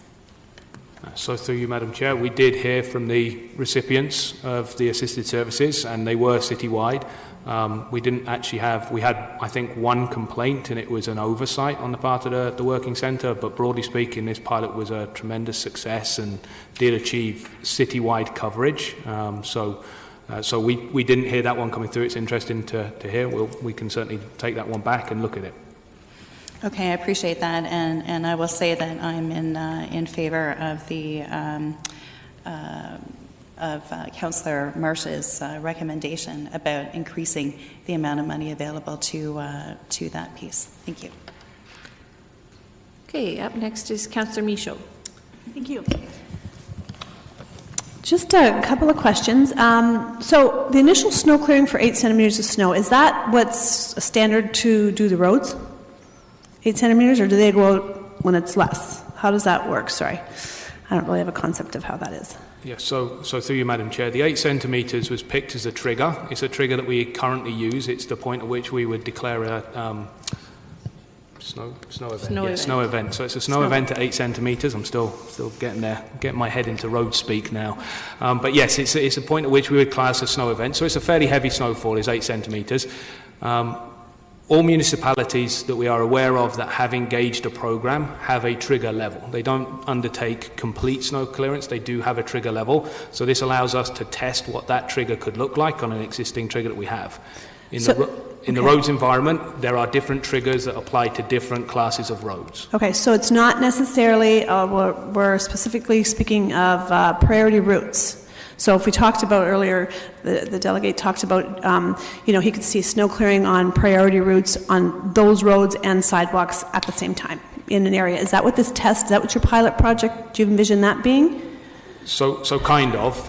So the idea is that by collecting information about these different ones, we would be able to build up one or multiple models by next May, hopefully, that Council will be able to look at in terms of cost and what that would look like against a priority route network. Okay. It could be that we applied this to a priority of sidewalk at that time. Okay, and in your opinion, would there be, do you think, a possibility of kind of incorporating the partnership grant into that? Because I think the reality is I can't see this entire city sidewalks being cleared. I just don't think that's feasible, and I think it's raising expectations that of citizens that is going to be very difficult to meet. But I would support the the priority routes for people to get to the ION, get to their bus stop, but there's still going to be the individuals, elderly, disabled, that are not near enough to the bus routes. Though if we could incorporate a partnership grant in with that priority route / 8 centimeters of snow, if that could be considered a pilot project. So I think through you, Madam Chair, and we can maybe connect afterwards as well, but I think if I'm understanding you correctly, yes, we could, because we can certainly bring that back as a recommendation within it. I think we're still going to have a bylaw at some point for addressing streets that are not priority streets, and so having a service like this built into whatever that model might look like is something we can do. And I would like that, because I think that the bylaw, I think it was a good pilot, and I agree with Gloria, it was a difficult season for sure to gauge that, but I know it caused a lot of angst, especially among citizens, from my experience in Ward 4, of elderly people that just couldn't get out, and the neighbors that had problems keeping up with the shoveling, what the bylaw expectations were. So all of that encompassed. Okay, thank you. All right, next is Councillor Chapman. Who owns the sidewalks? That would be the city in most instances. And if somebody falls and hurts himself on the sidewalk, who do they sue, the homeowner or the city? So they would sue the city. And have there been any legal suits against the city for damages because of snowy sidewalks or icy sidewalks? So through you, Madam Chair, yes. Do we have a figure on that, or? I don't have a figure in front of me. We can probably get some data, we can get some data around what that looks like over the last few years. Hold on. Ms. McGoldrick, do you want to add something? Yeah, I just want to provide a point of clarity in terms of, in the event of a claim, what occurs. So typically what we would see is a claim in terms of a dual responsibility. So there is normally a claim potentially against the homeowner because we've delegated responsibility through the bylaw to the homeowner, but we would also, as the ultimate responsible party, see a claim to the city. And certainly in terms of data, we can look to see to provide council with a report. I would suggest that that's done in a caucus setting. Okay. So I live on a corner lot, and one of the streets is a priority street, the other is not. And the one that is not has quite high density.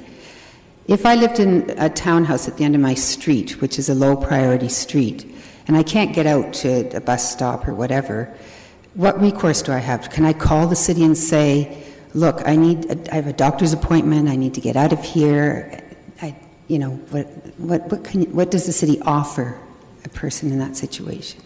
Like, I'm just trying to, I guess what I'm trying to do is, are there other things that aren't being done that might be able to be done to make it easier for people to get around?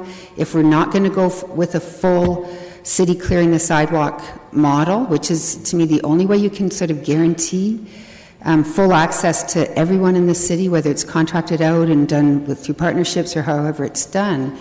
But what other things are available to people? So, through you, Madam Chair, I'm not sure. I think is the easiest answer. We currently don't prioritise sidewalks, so there is no priority sidewalk currently. We have an enhanced level of service that we apply to the downtown core. Beyond that, we just respond within the bylaw to our sidewalks that the city has responsibility through the bylaw to. Over and above that, at the minute, I don't think there is any other recourse apart from homeowners or complaining if adjacent property owners are not meeting the bylaw standard. Okay. I'm just going to go through my questions here. When we talk about the proactive inspection, how many kilometres did we do this year, and how many are we proposing to do next winter? So through you, Madam Chair, we inspected about 2,500 properties over the 10 wards. How many kilometres is that? I'm only asking kilometres because when we talk about the component 2, we talk about 40 kilometres, right? So I was just wondering. So through you, Madam Chair, the challenge with using kilometres and properties is each one is different. So 1 kilometre can contain 10 properties or it can contain 1 property. And so the bylaw is applied on a per property basis, not on a per kilometre basis, which is why we picked the unit as being properties for testing the bylaw. That's for the enhanced enforcement. You do properties, but for the initial clearing of 8 centimetres, we do kilometres? Yes, we would contract that out in kilometre terms, and depending on where those 40 kilometres are located would depend on how many properties. We estimate it would be around 1,500 properties that would probably be impacted by a 40 kilometre pilot. Okay.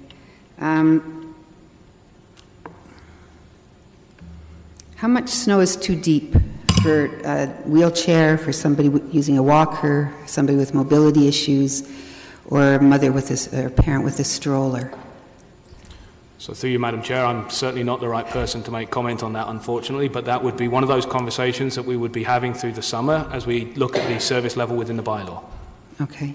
And that question in particular is with concerns with the 8 centimetre of snow or more. Like, to suggest that we would have to wait till we've got a snow event amount of snow seems to me, if we require residents to shovel before we have 8 centimetres of snow, then the best way to judge how effective city removal of this snow would to impose the same criteria, it seems to me. So rather than wait for those 8 centimetres or just only respond to snow events, would it not, is it possible to make it the city responsibility to look after those 40 kilometres of sidewalk as if they were a resident? So every time there's a need that we would require a resident to be out there clearing that snow, in those 40 kilometres, the city would do the same, not waiting for those snow events, but to sort of give a more realistic view of what city-cleared sidewalks would look like. So through you, Madam Chair, we do that currently. There's about 212 kilometres of city-owned sidewalk, which we maintain to the bylaw standards. So pilot number 3 is actually taking that experience we have on those kilometres and applying them against a priority type model. All we're recommending there is missing the step whereby the city actually do that work, which is the step we had brought forward last year that we haven't brought forward this year. Okay, but in component number 2, is that not referring to residential properties? The 40 kilometres, that's different than what the city already clears, right? So, through you, Madam Chair, yes, it is different to what the city currently clears. The city only clears the sidewalks in front of its property, but there is certainly an equitable level we believe that it is an equitable level of effort that goes to clearing a sidewalk in front of a park property to a sidewalk in front of a residential property. The process is essentially the same.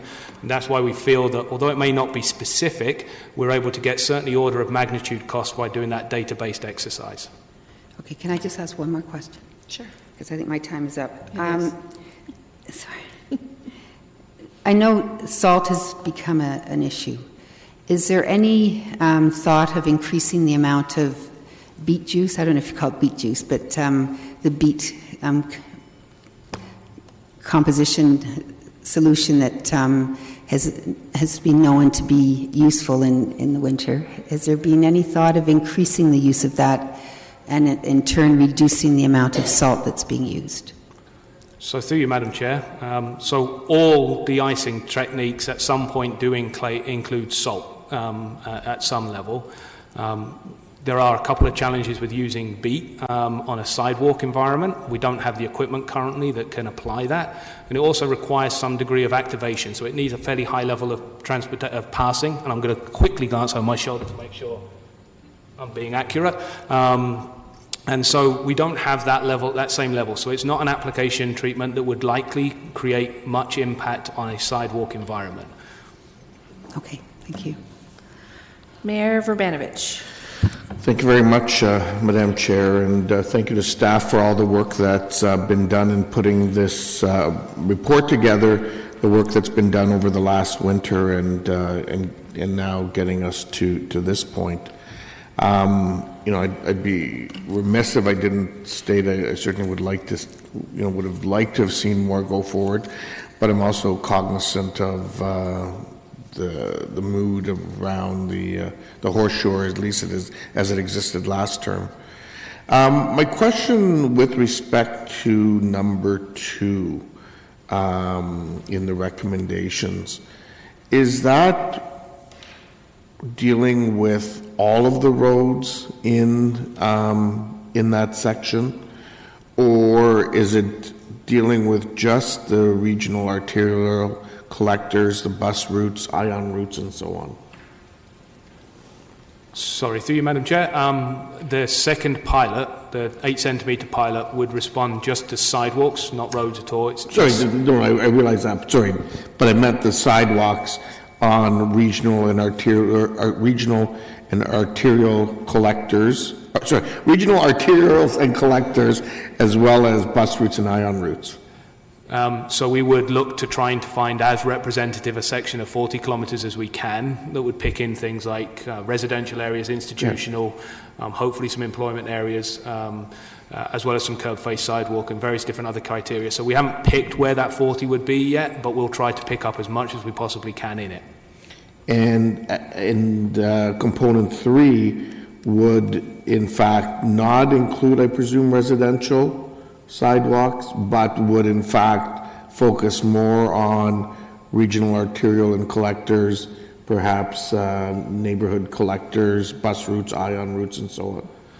Yeah, so through you, Madam Chair, we would need to do some work to identify what those priority routes would be, and so if I cast a crystal ball forward to 12 months from now, I imagine that we would bring back some suggestions around what could be priority 1, priority 2, and so on and so forth, but there would obviously be some room for discussion around what elements fell into different priority classes at that point, but yes, essentially, I think we would be doing exactly as you're saying, is that the priority route would include different classes of sidewalk based on use.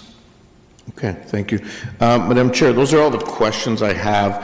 I apologize, but I have to leave at about 1, and I don't think we're going to be done this issue yet. Would you permit me to just make some comments in terms of where I'd like to see this go? And obviously I'll have my opportunity to deal with it at council. Looking at these recommendations, I certainly am supportive of these recommendations moving forward. As I said in my at the beginning of my questions, I would have liked to have seen some of this go further, and in that regard, certainly would be supportive of the kind of amendment that Councillor Marsh has talked about to include more families or more individuals who would benefit from the assisted services program, because that is one of the challenges that we have.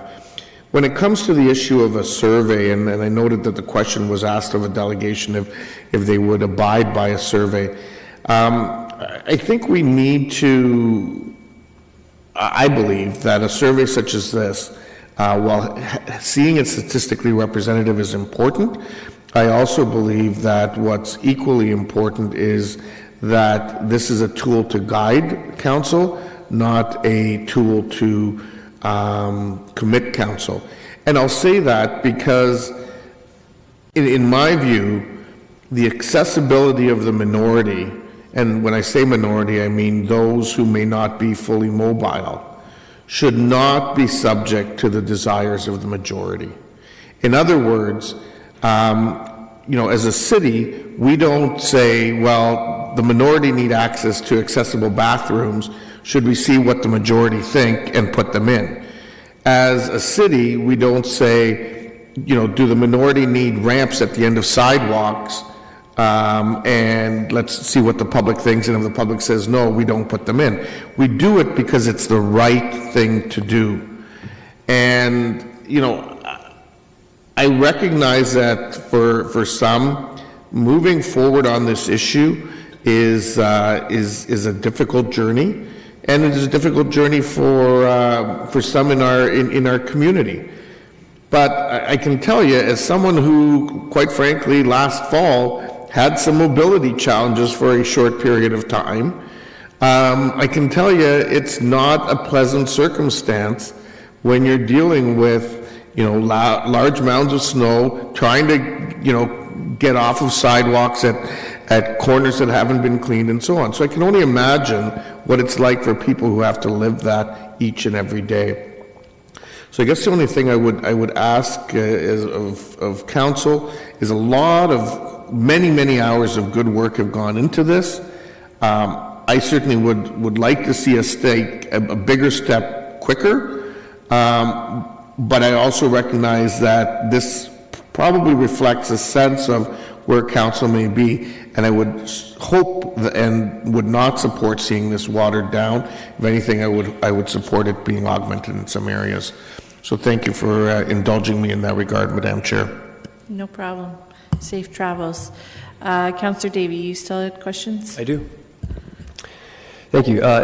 First question, in terms of the breakdown between the region and the city, a lot of the complaints I received actually were snow-related complaints this year were about bus stops not being cleared. What exactly is the region responsible for in terms of transit clearing versus us?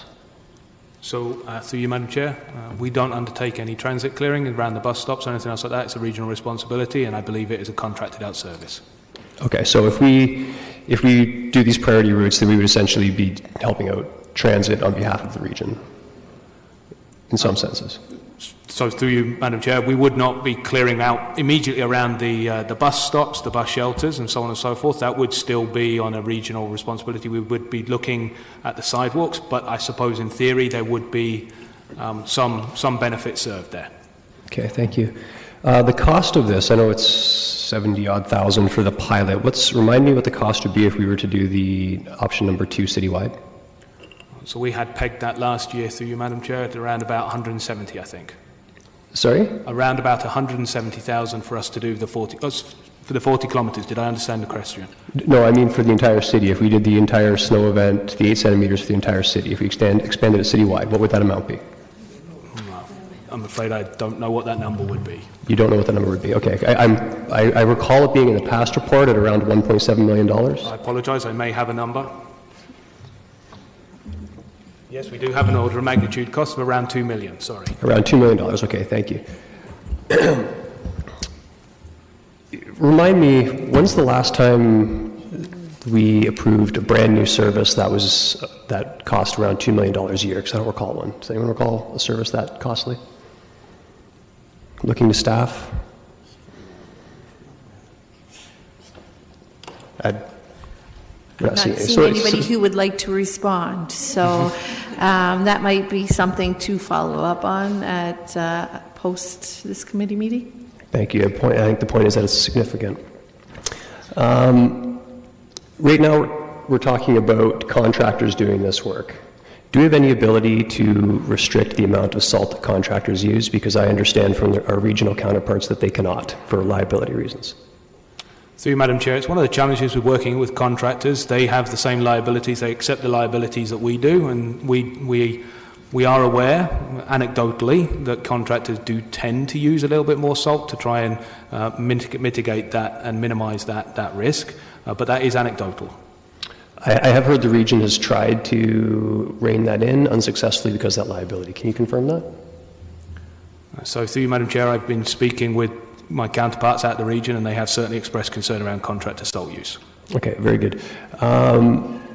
Could you comment on, I hinted earlier about the idea of surveying other municipalities, and to be clear, to the mayor's point, the intention wasn't for a survey that says, do you want us to do it or not? I'm entirely cognizant that of the accessibility issue. My concern is that the level of service, that sidewalks are in fact not entirely clear. Any thoughts towards, instead of having a pilot in a small area that may get undue attention because it's a pilot, looking at another municipality and doing a survey there to get the sentiment of the level of service? So through you, Madam Chair, that's certainly something we haven't ruled out. The challenge is that you are then asking another municipality questions, and there might be some concerns around that, so we will have to work out how to do that and look to work with a municipality rather than be seen as a covert operation almost. So we can certainly look at that as we move forward towards that statistically valid survey if we wanted to. Okay.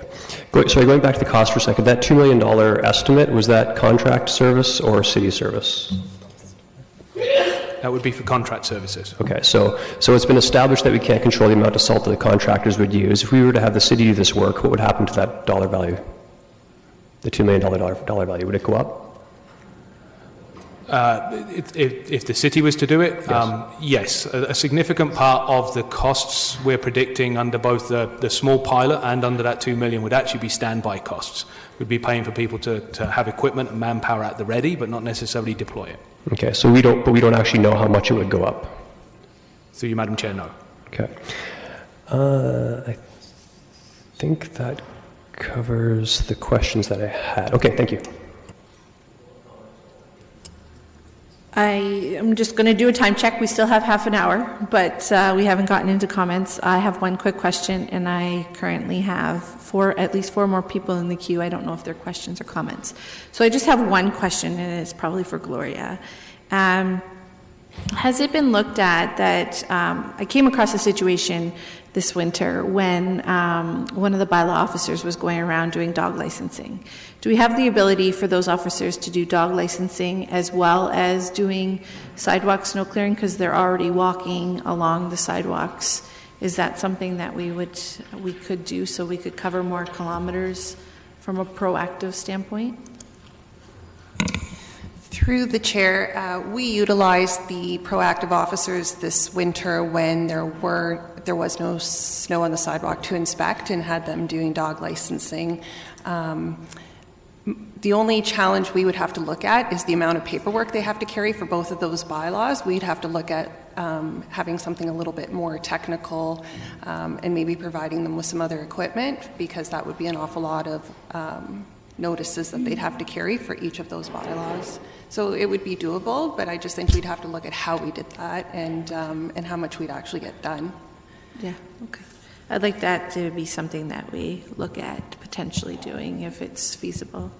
The other challenge that just came to mind as well is that sometimes you get tied up at a door with somebody over a dog license for a long period of time, so that would reduce the amount of sidewalks you'd be getting covered that day. So just to give you the I'm flip side. looking at to complement what we already do, not to decrease what we do, but to enhance. So if we can get to an extra 200, 300 properties through dog licensing, I think that's a bonus. Okay, so I have a bunch of people in the queue. Councillor Singh, Councillor Gazzola, Councillor Marsh, Councillor Chapman, and Councillor Davey. Just raise your hand who still has questions. Everyone but in yours comment? Okay. All right, I'm going to go in order. Councillor Singh. Yeah, thank you, Madam Chair. I'll try to be quick as possible. So one of the things that I was kind of surprised and a little bit saddened to see that it didn't get the necessary uptake was the neighborhood shared snowblower pilot. Staff have said that we weren't able to give out all the snowblowers that were available to the community. Do we have on to date, any reason why that had happened? Did we get any feedback from the community? So through you, Madam Chair, anecdotally, through the Engage survey and some of the surveying we did, there was a concern over not being able to find the appropriate number of residents in a community to collaborate on one, and concerns around the costs that were still retained by the community members in terms of anything over and above the $500 it would cost to buy it, and then the maintenance costs and obligations afterwards. So hearing this, and this is something maybe perhaps I may be open for an amendment that would come prior to council, or have staff put it to their own mind, could we now make some changes? What I see right now is continue monitoring, so not changing the program, staying the same. It's a program that's not necessarily working. It's not to say the program is not a good idea, it's just it doesn't meet the criteria or the anticipation benefits from the community aspect, either because of their concerns. So why not mitigate those concerns and augment that program and see what the results are thereafter? So through you, Madam Chair, the reason for going back out with a second year of monitoring, so not abandoning that pilot, but going back out for that second year of monitoring to see whether that anecdotal information we heard through Engage around the maintenance and the sustained use is something that we actually see on the streets. And we won't get a chance to see that until next winter. Is that significant cost, though, really, to make some minor changes to that program where it eases the concerns about the maintenance aspect of the snowblower? So through you, Madam Chair, we haven't costed what that cost might look like and whether it would be an additional 500 or whether we take into account a year-to-year maintenance grant that's given out to those things. We haven't looked at those things.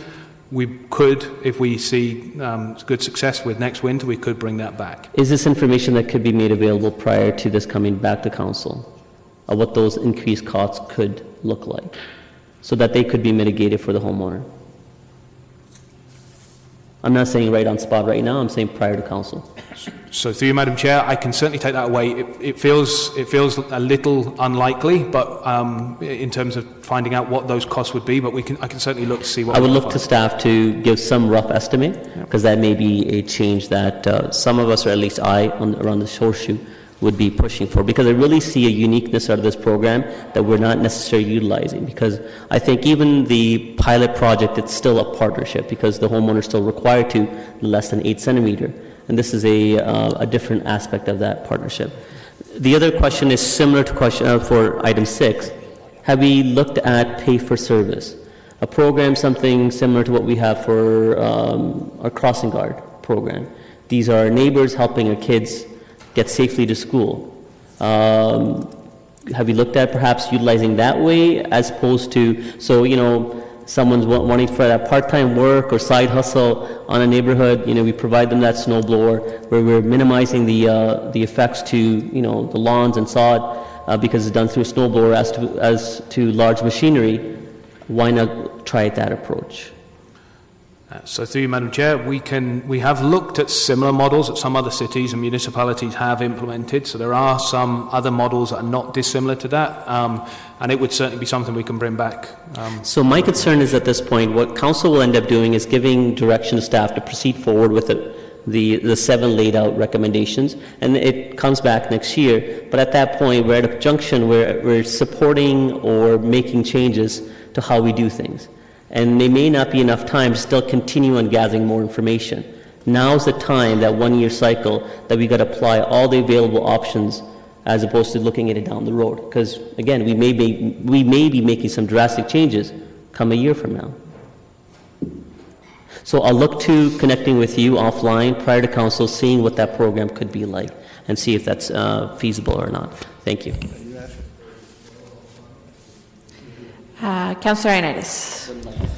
Thank you, Chair. Galloway Seelock. My question is in regards to the statistically representative survey, which I'm very glad to see this year because that's what I'd wanted first off last year.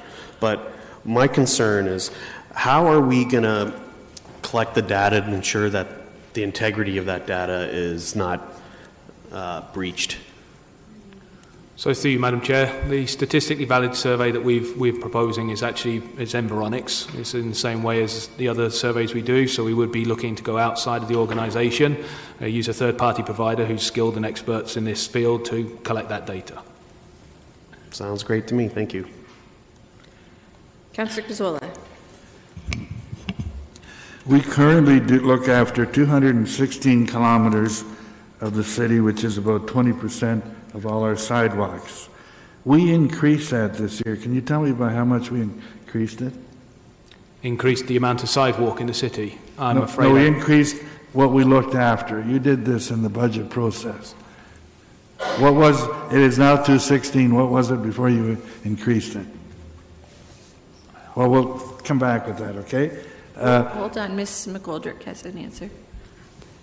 So through you, Chair, I actually don't have an answer, but I'm just looking for clarity because what we put through the budget process was around the kilometers of bike lanes, and council approved increasing the kilometers of bike lanes. I don't recall the sidewalk discussion. Well, are those kilometers of bike lanes in this at all? Are they in the 216? No, it is not. That's over and above the 216? That's correct. Okay. On item number 3 here, it says full maintenance for priority routes analysis. Is that what we do now? Are you adding to that 216 for item number 3? So, through you, Madam Chair, no. So this is where this becomes a slightly technical game.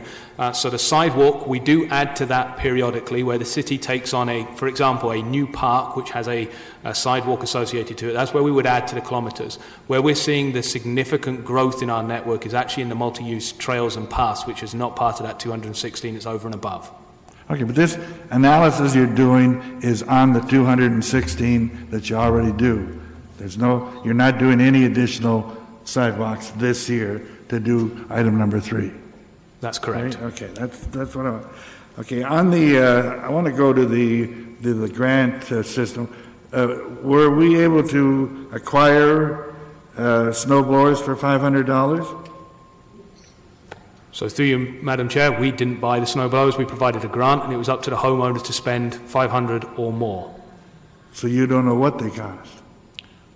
So I anecdotally know what they cost. I bought one myself this winter, but... Yeah. Okay, but so when we went into this agreement with the homeowners, did they sign this, was it a 1 year, or 3 year, or 5 year deal that they were committing themselves to? So through you, Madam Chair, they committed to purchasing a snowblower and using it for this season. I would have to dig out the agreement to see how far into the future that extended. So we didn't ask them to do it, at least for 2 or 3 years. So it's their units now. They're required to pay for the maintenance for this year? Sorry? If it goes, are they required to take part in it in this coming year? The 8 that went out last year. So through you, Madam Chair, if you can give us just a couple of minutes, we're just going to dig out an agreement and see if we can... Well, okay, let's bring it back for next, when it comes to council, okay? I just want a little more detail on that. The other question I'd like to know is, on these inspection we did, from what I understand, 4 properties in each ward, and so therefore 40 properties across the city, 10 wards, right? So we picked 4 centre point properties and went 25 properties each side of that centre point. So it was blocks of 4 sets of 50 per ward, so about 2,000, and we got a few extras in there as well. So we got about 2,500 properties on okay, I read that. I'm just trying to ascertain, what did you do? You said you went out and checked them and then rechecked them. Can you just give me a little detail of what you did to monitor what was happening? So through you, Madam Chair, and I'll let Gloria wade in if I get this wrong. So we went out after each snow event or after a snow event to those properties. We inspected those blocks of 50 to see whether they complied with the bylaw. And we did those same 50 each time, so that we were able to see changes through the season to those 50. And it was the methodology we picked to make sure that we were actually tracking the same property behavioural change. Okay, thanks. So you did the same 50 properties.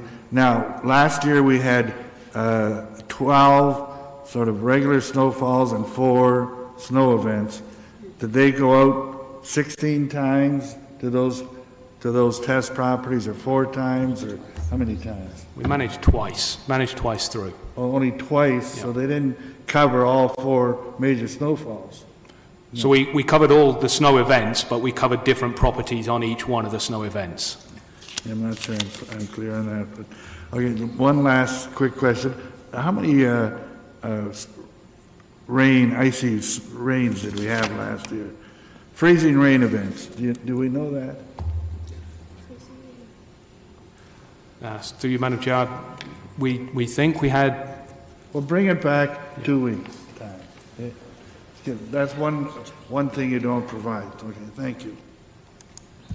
Councillor Marsh. Thank you. It was noted in the report, the presentation, that some of the feedback included that we didn't, it was difficult to report, and that maybe an app would be developable to, don't we have Ping Street, and are people using that to report? Are people having difficulty using that, or?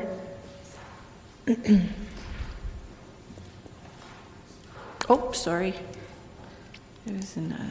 Through the chair, Ping Street was not an option prior to this season, and partway through the winter season we actually added sidewalk snow complaints onto that as an option for people to use. So it is now on there. Was it user-friendly from what you can tell? My understanding is it was, because we did receive quite a few that came in through Ping Street. So I think those that are familiar with Ping Street are probably used to how it works for other types of complaints. So okay, and then on that topic of using digital technology to address this problem, I'm wondering, have we looked into, or have we considered looking at using our narrowband technology to install snow sensitivity? I don't know, some way of knowing whether or not sidewalks have been cleared.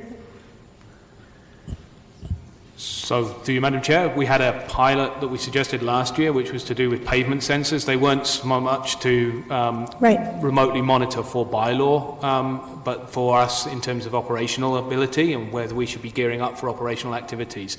So I'm not aware that we have a technology currently available which would allow us to monitor for bylaw compliance.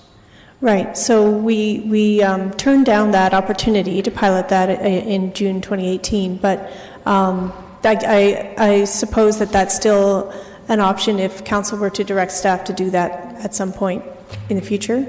So through you, Madam Chair, we're suggesting that we park that one for now through this process and come back to it if council makes a decision that we need to, it would become an operational value at that point, we could revisit that. Of course. Okay.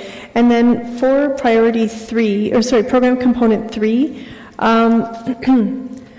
are you requiring the time between now and a year from now to be able to provide council with priority routes that you would recommend if we were to go forward with priority routes? So through you, Madam Chair, we probably don't need until next May to work this one out. We can probably come up with it significantly quicker than that. But we would want to make sure we did it right, and certainly some of the lessons we're learning through the Cycling and Trails Master Plan will certainly be will inform where that would be. So we've got an idea. It would be appropriate for us to take some time just to make sure that our idea lines up with what we're hearing through processes like the Cycling and Trails Master Plan. Mm-hmm. And so presumably when you come up with suggested priority sidewalk routes, and if council were to direct staff to go ahead with piloting with it, would it not be a pilot? Would it be a pilot project that you'd be recommending when you come forward with these suggested routes? So through you, Madam Chair, I'm not sure yet. I think in my head it would be making recommendation for implementation next year, but we could certainly look at what that would look like and whether it would be more appropriate to undertake it as another pilot. Right. Well, I guess what I'd like to ask is if it's at all possible for staff to come up with those by the time that we come back in October to look at component number 1, so that we could deliberate on that at that time. But I don't know if it's going to take a council decision to direct staff to do that, because I think that's a big one.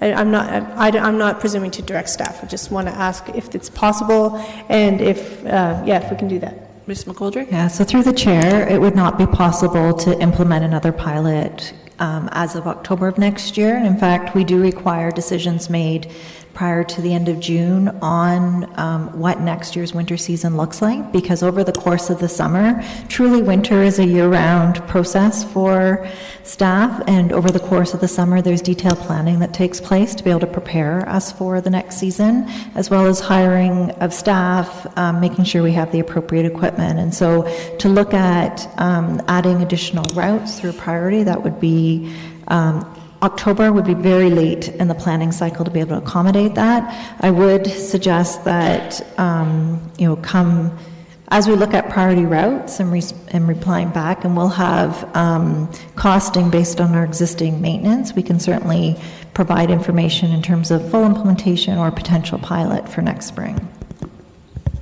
Okay. That's too bad. All right, thank you. I have just the wording of my amendment, if you want it. We'll Madam wait. Chair? We still got a couple questions, and we're running out of time, so we'll move forward with that, and then we'll get to your amendment. Councillor Chapman? Yeah, thank you. It's been brought to my attention many times through the winter, or it was brought to my attention, that the city sidewalk plow will go plow, the 10 meters in front of it at a bridge, go off, lift its blade and carry on either on the road or on the sidewalks. I think mostly it goes onto the road and then finds its next little 10 meter section, and it will go up on the sidewalk, clear it and carry on. What would be required to have, like if I keep going back to component number 2, to have the plow just follow that route, but on the sidewalk, and make that your pilot project? Because I presume that would cover a lot more than the 40 kilometers, but it's a route that the plow travels anyway. Is this something that's being considered? So through you, Madam Chair, that would actually probably cover about 95% of the city, because we have trackless operators that are going between city properties right the way across the whole of the city. The challenge is the amount of time that it takes. Driving blade up or blade down, very, very different time elements, and so our operators clear the bit that's our responsibility, and then they move as quickly as they possibly can onto the next piece, which is our responsibility, and so on and so forth. So it would certainly be a significant expense in terms of time to drop the blade on those sections, and there's also the conversation as to how we pick which bits we would do that on and which ones we wouldn't do that on, and so on and so forth. So it is a conversation we regularly have with members of the public when they phone in. They see a trackless operator driving essentially past their house, but that's the reality of the way in which we clear snow currently. So what would need to be done in order for that blade to be able to stay down and cover the whole 90% of the city? Like, would it mean more vehicles? It would mean a massive amount of more vehicles and a huge increase in operator time. Okay, thank you. Councillor Davey, you had one more question, right? Sorry, just two quick ones. In terms of for the option number 2, what would be the timing again for when the sidewalks would be cleared for the 8 centimeter snow events? We'd be looking for the sidewalk clearing to happen in the same timeline as the bylaw, so 24 hours. 24 hours, okay. So that's the only question I had then. So I recall from someone brought up freezing rain events, and I understand with climate change we can expect more of those. I do recall last winter their local news was covering people that were skating on the road a week after. So what's our ability to really be able to keep the city, those sidewalks clear within that 24 hours? Is that a realistic timeline? So through you, Madam Chair, that's a good question, a challenging question. I think that really is a question of resources. If we throw enough money and resources at it, we can do it. Okay, thank you. And I didn't expect you to have an answer. The only other question, I forgot to touch upon it, was with respect to the salt. You mentioned you had been in touch with the region. Did the region indicate any concerns that with this, if we were to go citywide, that the amount of salt that would be used would actually, because the region's responsible for source water protection, we are not. Did they indicate that it could potentially adversely affect our water supply? So through you, Madam Chair, we've had extensive conversations with the region, and it has been driven by a basis of them having some concern about what the pilots might mean in terms of salt loading. I do want to stress, though, as we've indicated to the region, this is not us we've not suggested any change in the service level. So we would only be applying the same metrics as a homeowner. So the assumption would be that the homeowner is having to do currently what the city would be doing in the future. So if salt is being applied currently, it's a case of whether or not a homeowner applies less or more salt than the city to achieve the same service level. Okay, but clearly we can make some assumptions on the amount of salt that homeowners use versus contractors. I think it's apparent for anyone that's lived in a subdivision that homeowners on occasion use some salt, but I would say it's quite clearly a fraction, because the idea would be that if a contractor goes by once, sometimes long after, so there's already been some ice buildup, whereas a homeowner might go out and clear the sidewalk and not require any salt in the same spot. So is there any analysis looking at that at all? So there is some very, very high-level theoretical analysis that Region has undertaken and shared with us, and it's something we would certainly be wanting to look at as we go forward. Okay, but no, they haven't actually commented whether they think it would impact water quality if it was citywide or not? They have raised some concerns that there is a conversation that would need to be had, for sure. Okay, thank you. And I would have comment as well. Councillor Ioannidis, did you have a question? Okay. We have no more questions, which is good. The bad news is we're out of time. So I'm wondering if committee would be okay if we if all of us speak for 3 minutes, we're another half an hour. And we've got delegations coming in a half an hour for the next committee meeting. And we still need to have something to eat. So I'm suggesting that we have 3 minutes or less per person to make your point. I'll start with Councillor Marsh just to bring forward her amendment.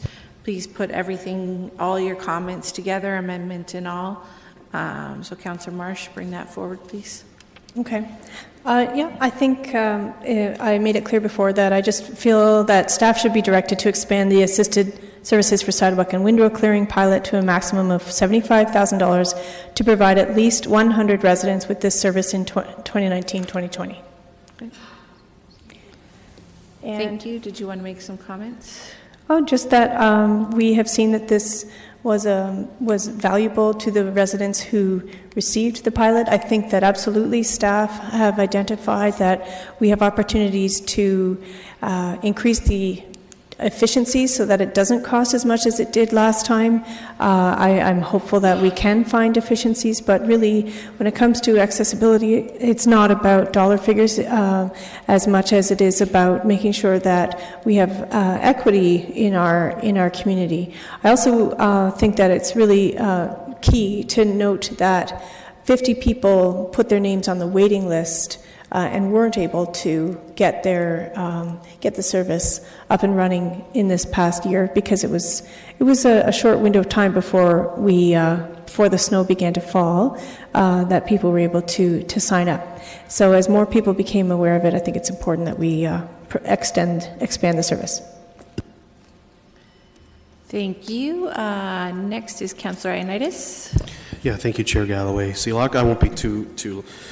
My concerns is when we do the resident survey that we do set the expectation on service because I think there's a huge false expectation out there in the community that they're going to wake up and the snow is cleared, and I want to make sure that is well understood and the timing of when things are going to be cleared if we are going to go that route.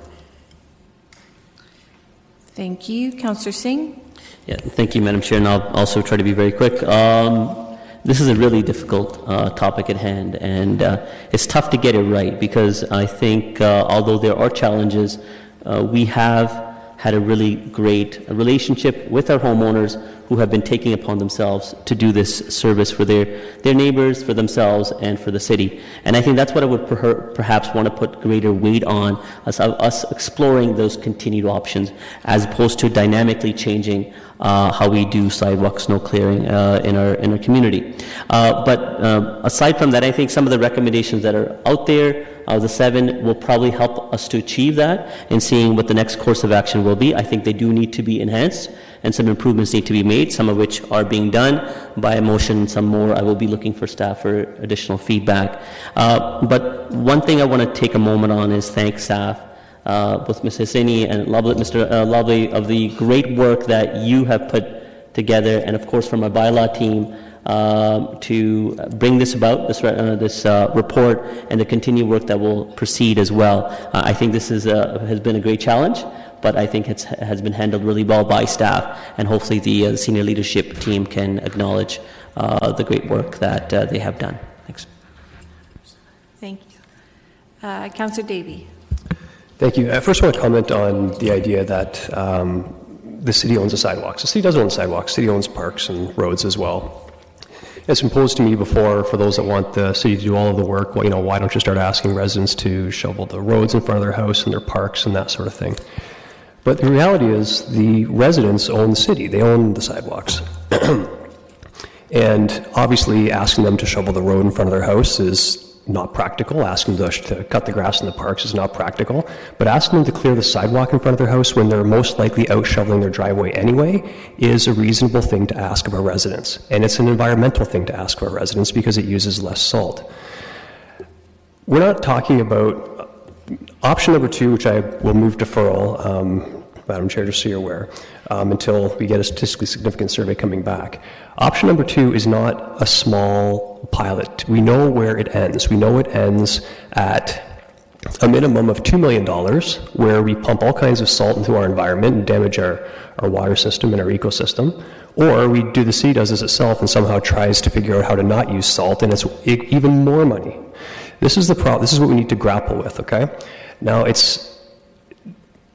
the reason I think we need to look at other municipalities is because there is still this belief, as Councillor Ioannidis mentioned, that people are going to wake up and their sidewalks are going to be clear. And that is, as every other municipality I've been looking at, it's not the case. You will see in London and Ottawa and Guelph and Barrie, etc., that the level of service is not what people think it is. So I implore you, when we have people, I had a neighbor call me the other day complaining that he had his tree taken down because the emerald ash borer in front of his house, I don't even know, 3 years ago or something like that, and he's still waiting for his tree. How do I go back to him and say, we're going to offer this brand new $2 million a year service when we can't get his tree planted because we don't have the dollars for it? The environmentally responsible thing to do is to vote to at least defer. All I'm asking for is for deferral of option number 2 until we can get a statistical survey coming back from other municipalities, which I believe will show that the level of service, even in terms of people with disabilities, is not that much better in Ottawa, London, Guelph, Barrie, etc., than it would be if we continue with our proactive bylaw, which will take some time to enact and change people's behaviors, but it's the right thing to do and it's the environmental thing to do. Councillor Chapman. Councillor Davey, are you suggesting you're going to defer component 2? Okay, well, I wouldn't go for that. In fact, I'd like to see it enhanced. I would like to see it increase from 40 kilometers to 80. Now, I know that's probably not going to be approved by others, but I would also like to see it take out the 8 centimeters or more, and I would like to see the city take on the responsibility of these 40 kilometers in the same way that they would require residents to look after those 40 kilometers of sidewalk. So I won't increase it to 80, but I would like to see that that the city act as if they were any other resident looking after those 40 kilometers of sidewalk.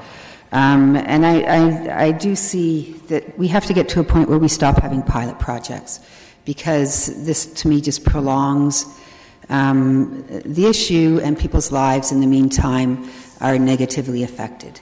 So I don't know if that's a motion I should be tabling and what the wording of it would be. Yeah. All right. So it's definitely a change. So we'll have to deal with, because it's not an amendment, we'll deal with the one that's on there first. Okay. And then if that doesn't pass, then we can deal with yours saying 80 kilometers. We don't... No, I'm saying leave it at 40. Sorry, 40 kilometers, but doing it winter-wide as opposed to 8 centimeters. Yeah, so the city would be fully responsible for maintaining snow removal of those 40 kilometers all winter long, and not just during snow events. Okay. 40. 40, I'm saying. Okay, thank you. Councillor Schneider. Thank you, Chair Galloway Seelock. Well, the bottom line here is mobility.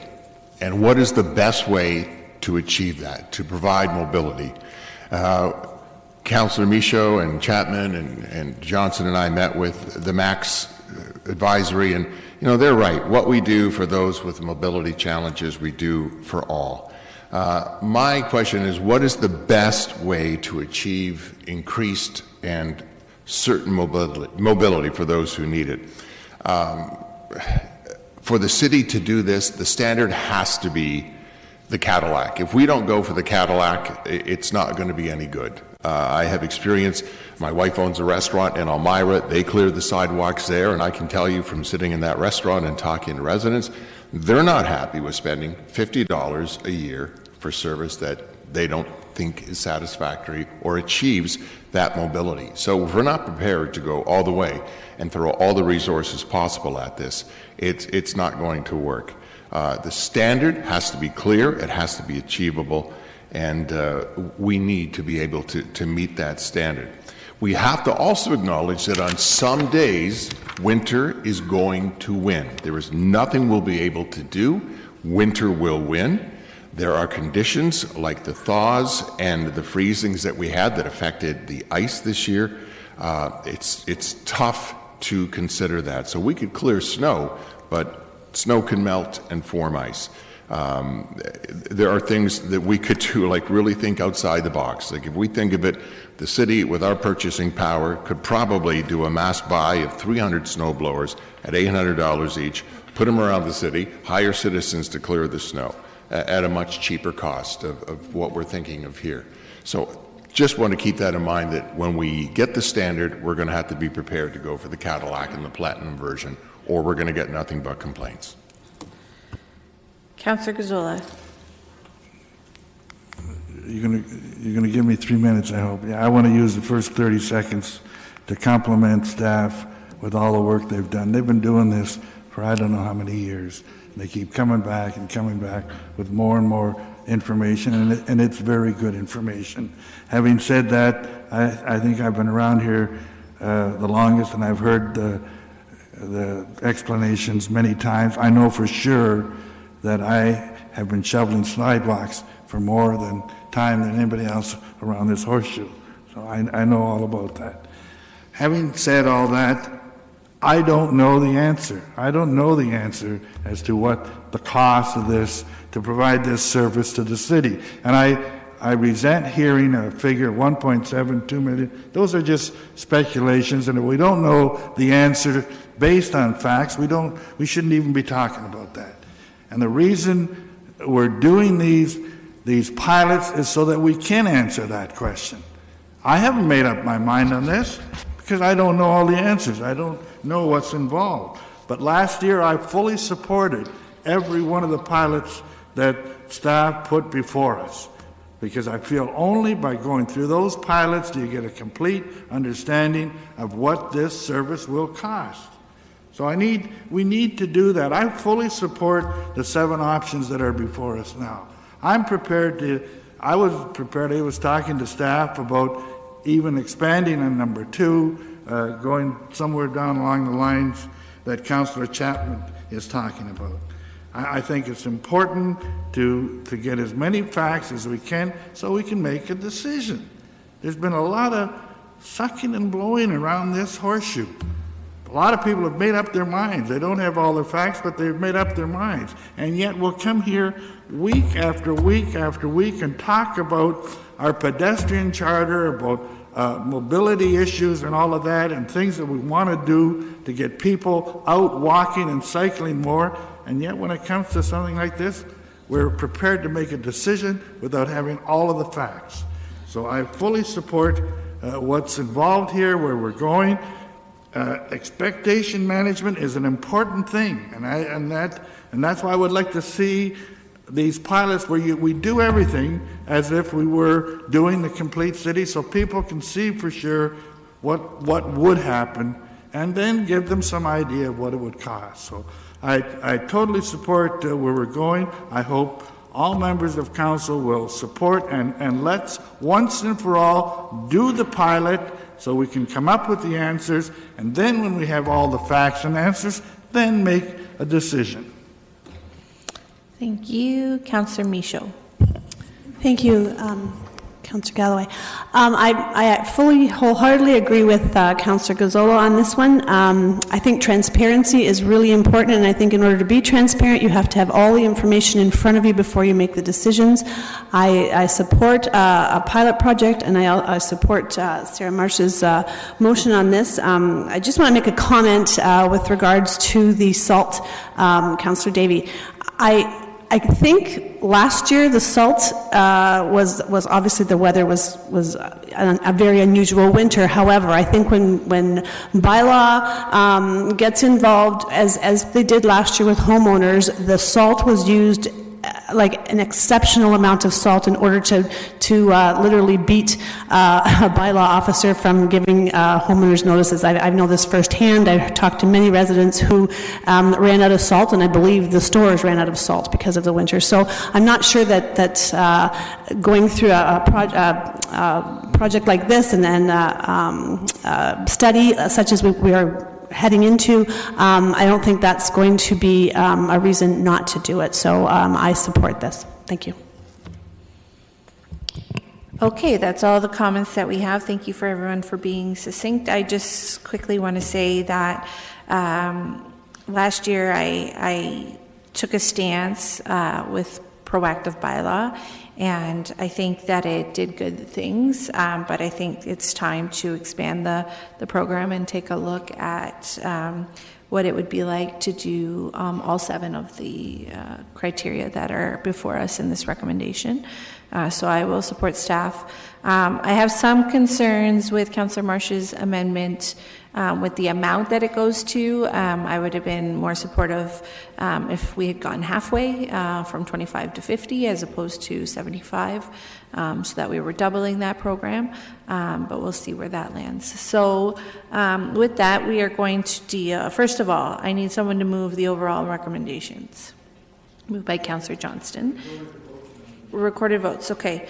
So to do this in the best fashion, we're going to deal with Councillor Marsh's motion first on number 5, program component number 5, and that is to increase the dollar value, and I think staff understand what all goes around that without putting the number of houses or so we'll deal with that one first. So it goes from 25,000 to 75,000.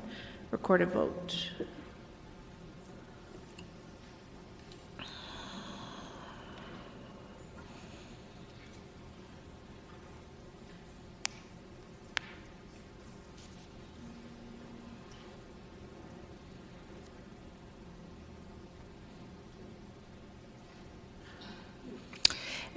Those in favor? Those opposed? That carries. Councillor Chapman, I have you in the queue. Clarification whether what I am doing here is an amendment or a motion. It wouldn't be an amendment because it's contrary to the motion. So it would be a motion. Yes. So, okay, so just tell me when you want my motion. What's that? Tell me when you want my motion now. Yeah, no, I already have it. Okay, so I just wrote down that you want the 40 kilometers under component number 2 to be all winter long versus the 8 centimeters right. of snow event. So the staff be directed to take responsibility for clearing and maintaining all 40 kilometers of snow from November to April. Yeah? Sure. Yeah. Okay. Do we have any estimate on what the cost would be for that? I don't know who wants to take it. I know Denise or... Go ahead. So through you, Chair, I just did a calculation based on the report information last year, which showed for the full service, the total cost was $179,000. So subtracting that from the $67,500, we are looking at an additional $111,500. Okay. Okay, thank you. Do you have anything to add, Niall? Okay. About what?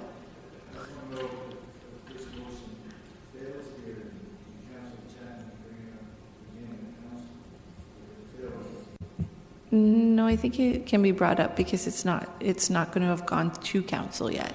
I think once it's at council, it's the final verdict, and then it would be a reconsider motion. So what I'm going to,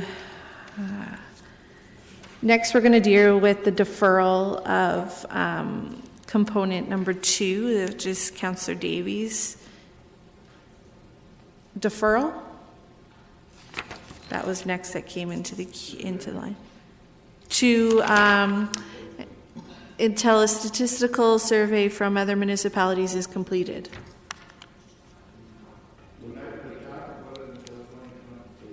So until May of 2020. Yes, Councillor Johnston. Yes, thank you. How do we have any information on whether or not we can even do that? If any of the communities would participate? If what that would mean? I mean, I feel that we're going to now vote on doing this proposed questionnaire with people that haven't said that we can do it. Okay, we're not going to debate this because it's a deferral based on timing, and so it would be something that comes back, I think. And so I'm just trying to speed up the process here. So I don't know that there needs to be an answer to that. But if we don't have an answer to that, then we don't know how to vote on that. All right, go ahead. Sorry, just very quickly. This isn't something the municipality would respond to. It would be exactly the same as the survey we just saw this morning. It would be a survey of the residents in a municipality that already offers the exact same service we're having here. So there isn't any buy-in. They'll get a phone call saying, same as Embryonic, saying we're conducting a survey on sidewalk snow clearing. We're going to ask you, the criteria has to be laid out, like what's your response time been, what's the level of service, are you generally happy, blah, blah, blah, blah. So there isn't really any necessary buy-in by the other municipality that needs to be had. And in fact, I would actually ask the municipality's name be redacted just in the interests of inter-municipality relations. Yes, Councillor Marsh. Just, my understanding is that it's not going to happen within a few weeks, right? This a survey, a statistically relevant survey. So staff have indicated already that they can't proceed with anything for next winter unless they have direction till end. Yeah. No, he's deferring it basically till next year. So you're saying let's hold off for a year.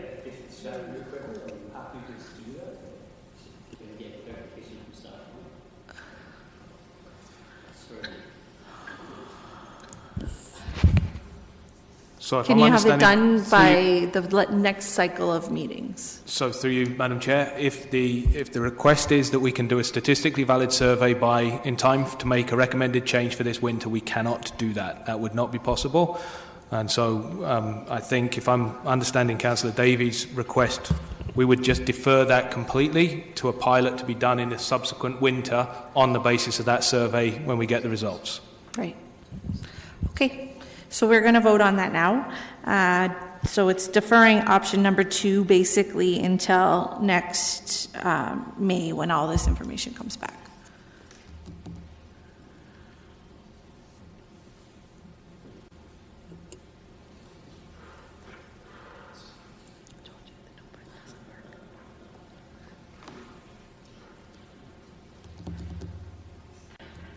Those in favor?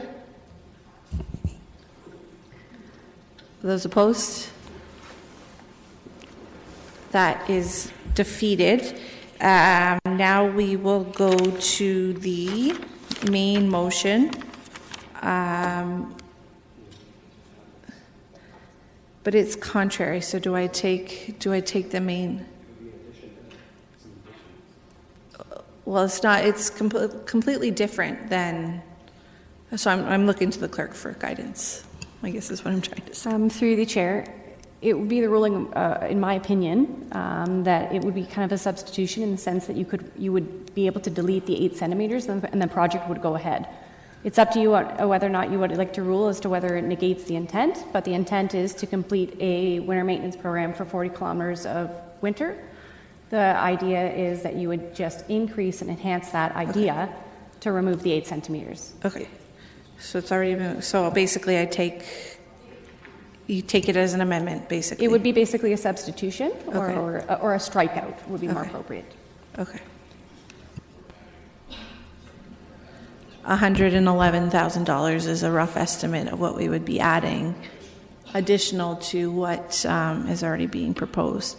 So everyone clear? We are now going to deal with what we're going to term a strikeout or an amendment to clause number 2, component number 2, basically taking out the 8 centimeters snow event and kind of putting in clearing snow for the winter. Yes, I apologize. So I need to understand. So we're taking out option number 2, which from the report last year was one of the options that we were going to look at. So if we go ahead and replace that with Councillor Chapman's, then we will not get any data, any survey data back on the 8 centimeter option only. It will only be on the full winter maintenance of the total cost of which we don't know for the city. Ms. McGoldrick?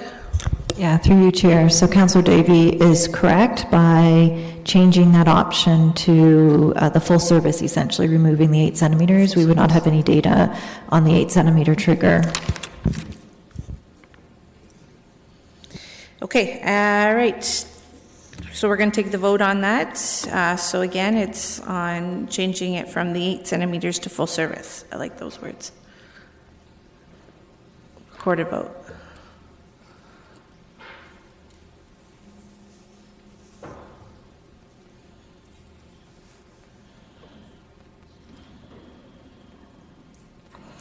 Those in favor? Those opposed? So that's defeated on a tie, so obviously things can change when it comes to council with one more vote. But in the meantime, we have the current recommendations from staff moving forward. That's been moved by Councillor Johnston. Okay, so we're going to deal with everything but clause number 2, option component program component number 2. Recorded vote. Everything but number 2. Everything but number 2.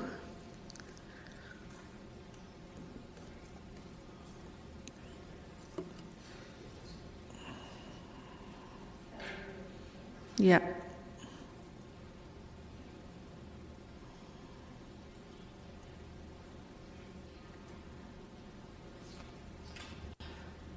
Okay, that's unanimous. And then we'll deal with clause number 2 with respect to the 8 centimeter snow event, clearing sidewalks for 40 kilometers, as is in the staff report.